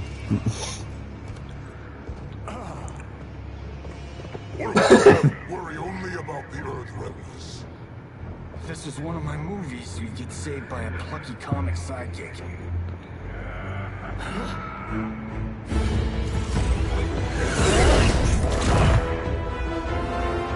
If we die today, we die together. Not comic, but definitely plucky.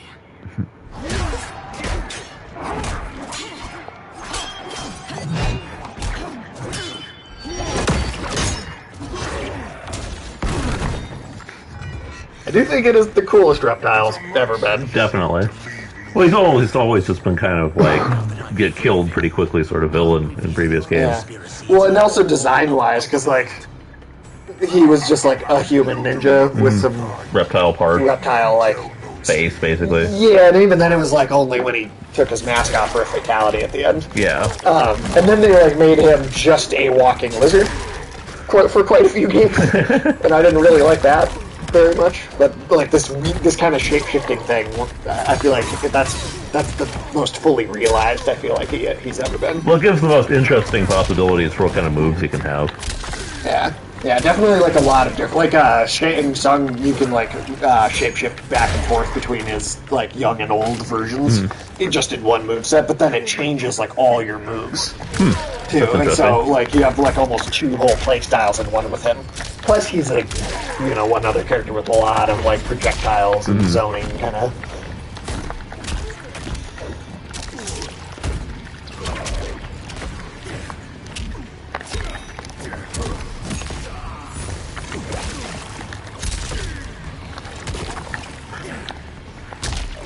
I do like his little spinning gator move that he does. Yeah, I love that. It looks like just like a gator attacking something.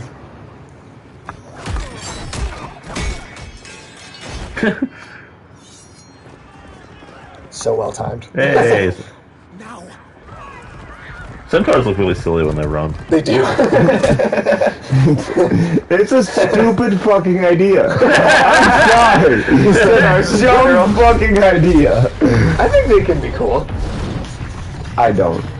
The ones in Banner Saga were pretty good. Yeah, I liked it a lot there. They were still kind of silly looking, but they worked. Yeah, I mean, I'm not going to say that they can't be done without being silly, but... It's one of the only games I've ever seen where hitting someone with a flail looks the same as bitch slapping someone. It's just... They look stupid. I'm sorry, man. I mean, you're not wrong. I didn't know you had a thing against Centaurs. I don't. Is that the new Gnomes? I don't know. No, there's not a new Gnome. Can we get there to be like a Centaur industry? There's no Centaur member. Imagine like a gnome riding a Centaur into battle. No, you're right. You're right. There have been good versions of Centaurs before. All right. Like I did. Like that. That argument. I totally agree that argument. Applies only to Gnomes. Okay. But I'll still totally agree that they are cheesy. Yeah, I agree with that too. They're silly creatures. But like if something's like the right amount of high fantasy, or like Mortal Kombat, where it's just fucking dumb all the time. With everything anyway. I don't know if I could take him super seriously in like a really dramatic way. Like I can't Lord of the Rings. Centaurs and Hobbits. I thought you were gonna say something like some like drama about a centaur that has cancer or something. I kind of want to, and again, robot pick and skimming. Just some slice of life fucking drama about a centaur. If we want to get rich off an anime, I think we just got our yeah, Centaur with cancer is probably the title. Terminal Centaur. Terminal Centaur. Terminal Centaur. Maybe it's like a whole Grey's Anatomy style Centaur hospital drama. Yeah. Or what else? Yeah, no, I'm down this will make money. This will make money with the weebs, I'm telling you. Definitely. No, it will, for sure. The sorcerers' meaningless lives. They should have never gained power, let alone join forces. And your work was flawless. Such would their lives have been had someone... You could also make a No. Doing my residence at a centaur hospital in another world. There you go. Doing my residence at a centaur hospital in another world. We're gonna have to. Yep. You can AI that one. Like, That's perfect. You know what else we could do with centaurs? We could make the lying dog-faced pony soldier a reality. The lying dog-faced pony soldier. That could be that is also a ridiculous. Yeah. The lying dog-faced pony soldier in another world. Yeah, working in hospital residency. Oh, that does sound pretty good, man. No. You know what you need? Out there where there's 2 different endings. Yeah. Centaur Fighting League. Centaur Fighting League? Yeah, dude. Centaurs just punching each other in the face. You can watch them like circling around each other with their little horse legs. They look like those mountain goats bashing their horns at each other. Well, sometimes they could rear up and they could be punching and kicking them with their front legs. They're standing their front horse legs. I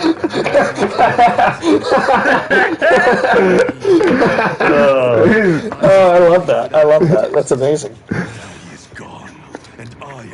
Well, like, what would a knockout blow to a centaur look like? Would their legs get all wobbly, like a pole or something? Like, be all weakened and used as a horse and just probably. Yeah, I think that's exactly what would happen. Can you imagine like one of them just kicking another centaur like in the fucking like the joint of the its leg? Or grappling on the ground, like he's got him on the ground. The legs are flailing. Yeah, he's trying to get him in a headlock. They're like kicking each other in the stomach like cats. Yeah. Here's a question. Do centaurs sleep standing up? That's a great question. We also have a moment where, like The Godfather, someone wakes up with a centaur head in their bed. A centaur waking up in a bed. Yeah. With a head in the bed. With like a regular human head, but it's from a centaur. It's from a centaur, but it's just like a human head. But it's a centaur that wakes up in bed to find it. Can we please have like a couple where it's like a human and like a centaur, and then the like human's like, I'm going to sleep on the couch. You take up the whole bed. Just centaur like. You need like a California king size. You need a king size. For one centaur to sleep in. Do centaurs just live in barns? Like where do they live? Yeah, where do they live? Really, I love exploring that. Do they just shit everywhere without thinking? Like, are they involuntary shitters? Not a person ass. Right. Like, do they have any control over that? So they probably would want to have like barns and shit. Yeah, they probably would have like a centaur city? Could you imagine how like industrial a centaur toilet would have to be? Like, so does that mean in a centaur city, there'd be one centaur going around with a shovel, and he'd have a cart attached to him, be full of shit, he'd be like shoveling the poop. And he's just shitting while he's and it's just right in the cart. Or he's just got a giant like barrel-sized thing with those like trash bags in it. He has to scoop up after himself. Just every centaur's got a poop scooper. People are making fun of, like, people are like yelling at him if they don't scoop their own poop.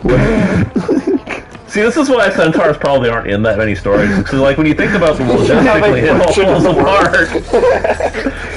Yeah, not only because granted, they are totally. Imagine that in Lord of the Rings, he's like, and 5 were given to the dwarf. It's just like this is a fucking centaur just involuntarily shits and it would destroy it. A lot of moments. It would destroy it. It's it. in the Banner Saga because it was animated. I think. You also didn't see them shit.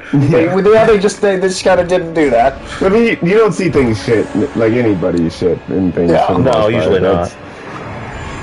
Usually don't address that in fiction, except in horrible comedies. Yeah. Mostly.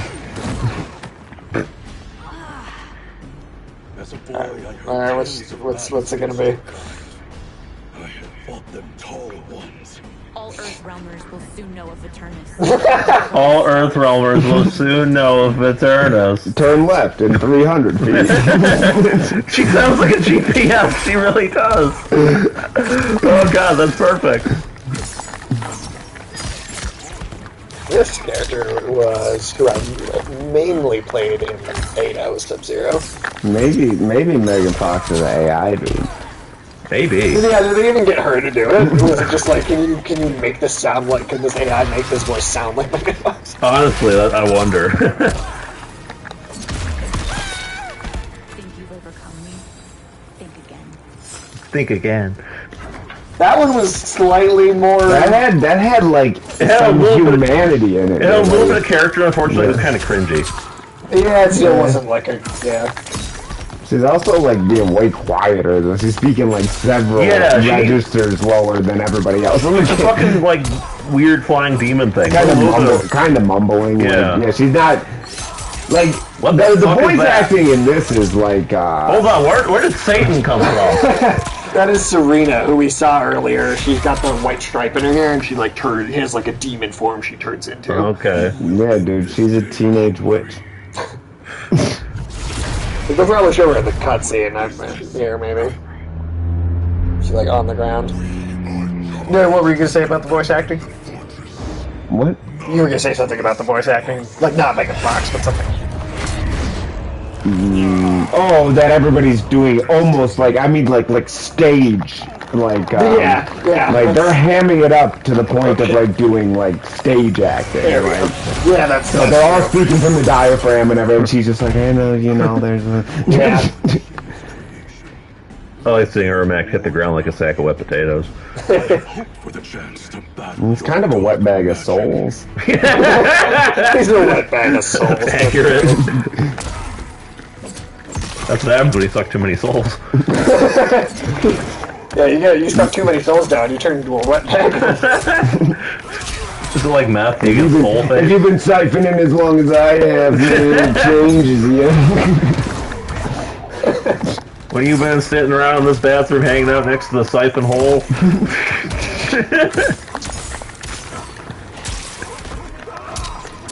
I did beat the arcade ladder, just like the simple basic arcade ladder with quite a few of the characters too at this point. And I like playing as her. Okay. Like I like the gameplay of the character. It's really just the voice acting that's the part. And she's got a good moveset and like game design.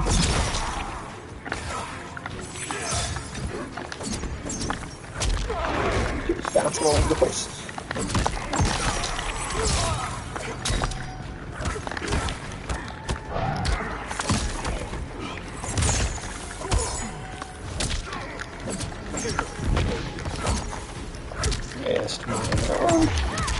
Not that one, though. That's a combo breaker, which actually that's a feature that has not been in quite a few games.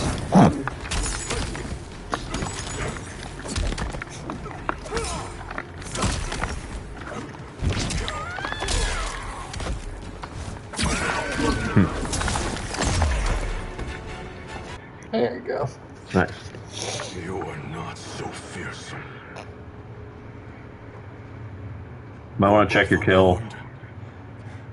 Yeah, no one ever checks their kills. Ever. No one ever checks their kills. To again face combat. I will be pleased when we complete our mission. Could you have done a fatality on Ermac just in case? Right. He's gonna get up. Yeah. They're all three of those characters are going to get up. You're right. I didn't think of it as stage acting before, but because I guess maybe voice acting is maybe that's similar in a way because you have to project so much with just voice. Right. Yeah. But I mean, they are hamming it up like stage act. Yeah. Like they are really it's the Kremlin projecting their performance.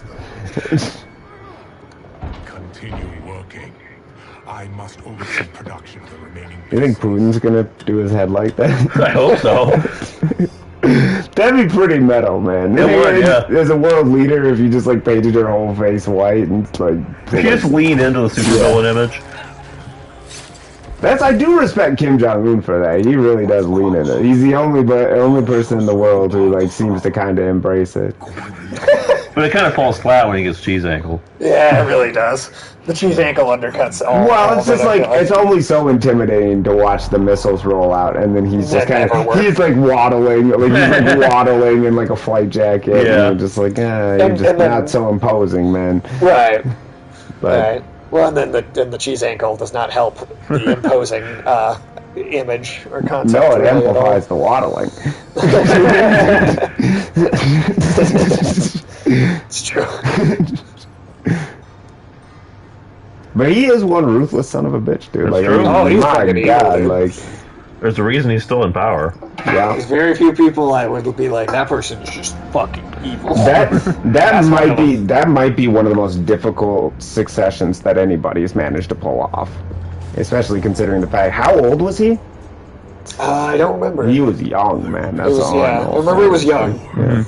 Let us win it first, brother. there will be spoils in this war. Crazy that he killed his brother, too. What's that? Crazy how he killed his brother in that airport. Oh, yeah. yeah. Remember that? I thought you were talking about Sub-Zero for Yeah, I know you. That was crazy, dude. There's no real consequence for it. Our benefactor's guidance has proven most helpful. And then the two of these guys having conversations with each other is like the most ham you can possibly get in one room. I kind of want more of it. That's amazing.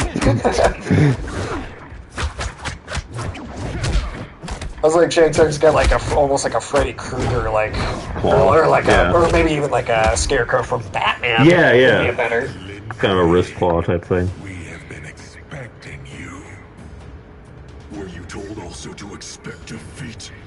This ends no other way. He sounds like he's hamming up a little too much. He's supposed to be on the good guy team. Yeah. Granted, clearly he's got some attitude behavior problems. But, needs an attitude adjustment. He's the one that dies and becomes the weird demon ninja that's all black. Oh yeah. Oh, yeah, news about. Yeah, this first Sub-Zero always gets killed by Scorpion, and then he becomes back as that Wraith. Right. And then the younger brother, who is Scorpion in this game, normally is Sub-Zero, like not like the rest of the time you see Sub-Zero, except for like the very first game. Gotcha.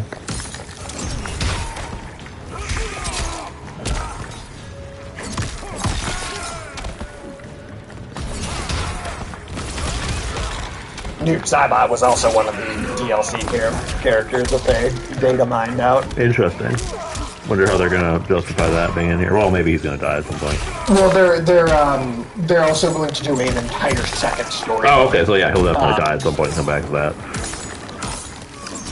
I was gonna say it could be interesting if maybe Hanzo, the guy that ends up being him. I could see it. The guy that normally is Scorpion being Noob Saibot instead this time, which would kind of suck for him because that's a way worse existence than he had. He already is like a vengeful spirit.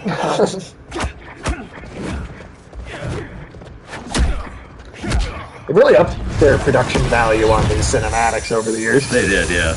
Like every game is better than the last. This is so unnecessary. Offer you won't decline. Of course. Unless it's your surrender, I am not interested. I love his hand gesture there. It's like, okay. It's the easy confidence is so good in a villain, dude. It is, yeah. It's just, it is just delicious, man.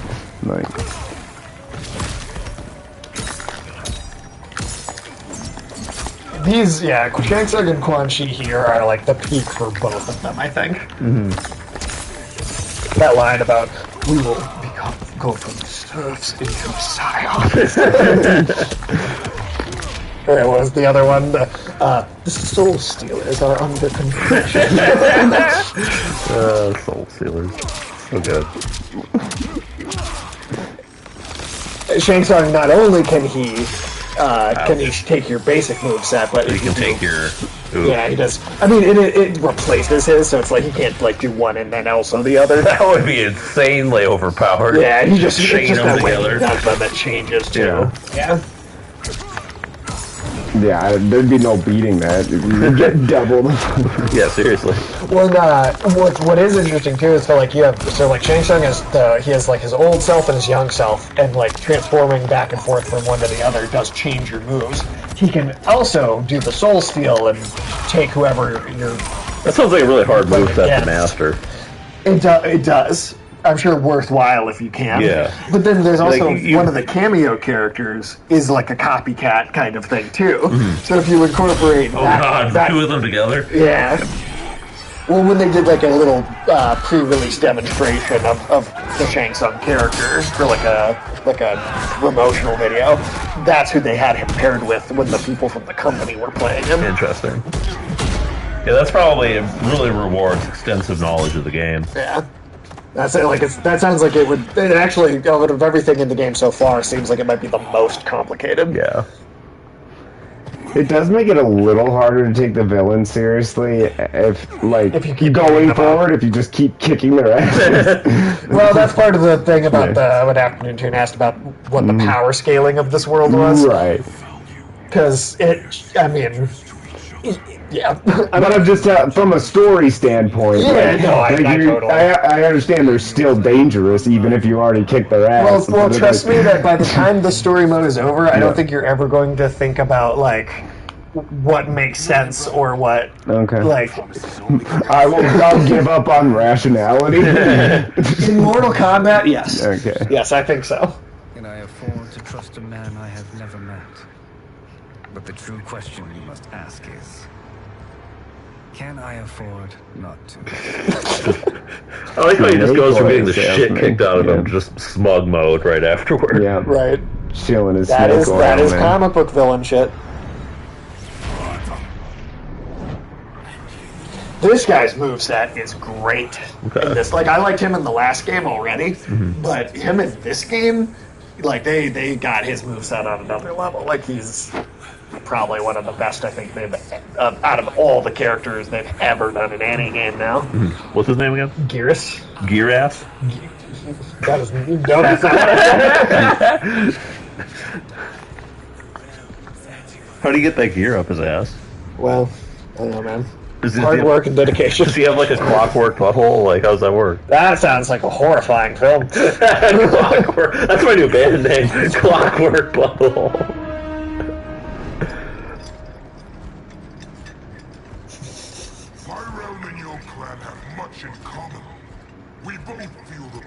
Oh shit, Civil War. Oh, we're on chapter 9 already. So I guess the Sub-Zero one was 8. Okay. Yeah, I think the end of this cutscene basically is where we'll stop. All right. Then we'll start with Scorpion next time. Cool. Sweet. Good to start with the classics. Yeah. But they're not enough. You only think so because you don't understand their true purpose. They're for stealing souls. One of Earth's most turbulent periods. Enemies beset him on all sides. He built a great army to protect his empire. Is he gonna bring life to the Terracotta Army? He's gonna put souls in.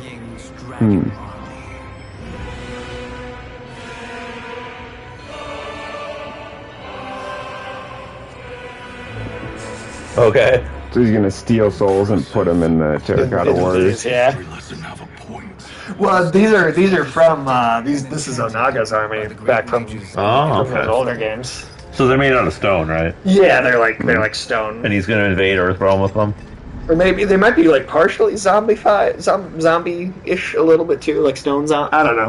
What? They're weird. They're weird. I just think if he's planning on invading Earthrealm with stone soldiers, the plan might be a bit short-sighted. I mean, what is he going to do against artillery? Well, they also, I don't know, superpowered. But they're stone though. Well, I don't think they're just stone because they were people. They were actually people. There's some zombie flesh kind of tone on that. But then they also have a stone look at the same time. Nice. That is cool. So I'm not sure 100% what they are one way or another. I'm just saying he might want to invest in an Air Force also. Well, keep in mind they got dragons. That's true. They don't need an undead chair forced in. Chair force.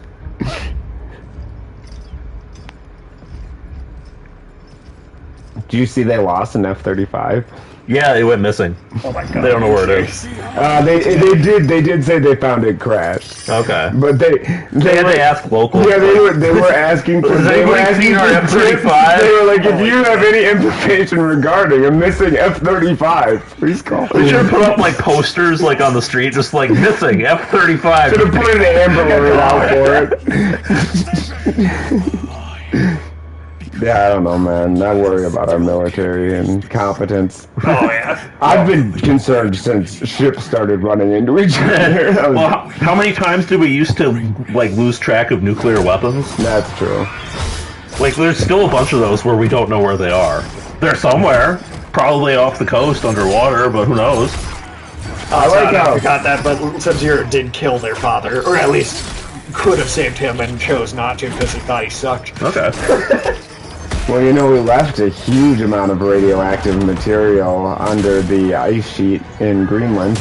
Yep. That will be melting and going into the ocean sometime soon. Nice. Damn.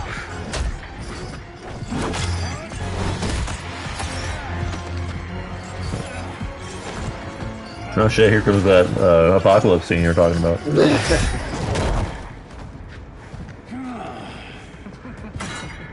He's a feisty one.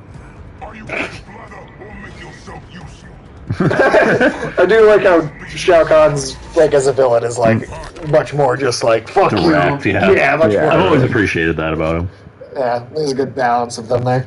Alright, yeah, we're gonna stop there for today. Oh, yeah. And then Good. we Nice. will definitely finish it next Oh, fuck time. yeah, man. It's in 2 weeks because you're gonna be gone next week. Yeah. what are we playing next week, Sage?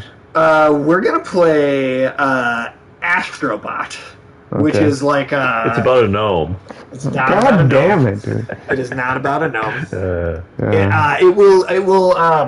I picked it specifically to cater to your love of like Gnomes? N64 era like platformer. Oh, games. sweet. Okay. Yeah. So Cool, I cool. picked it Cool. with you in mind Nice. specifically. Nice. Because since Ulysses wouldn't be here, I figured I'd. Right. Oh, no, that'd be yours. Mikey's. We'll read Cal because it's his streaming. He's doing some anniversary thing. Nice. Sick. Happy anniversary, Cal. Yeah. Whichever anniversary it is. It's a streaming thing, I think. Okay. This whole week, actually. Yeah, we will be back with Astrobot next week and Mortal Kombat the week after that. Hell yeah.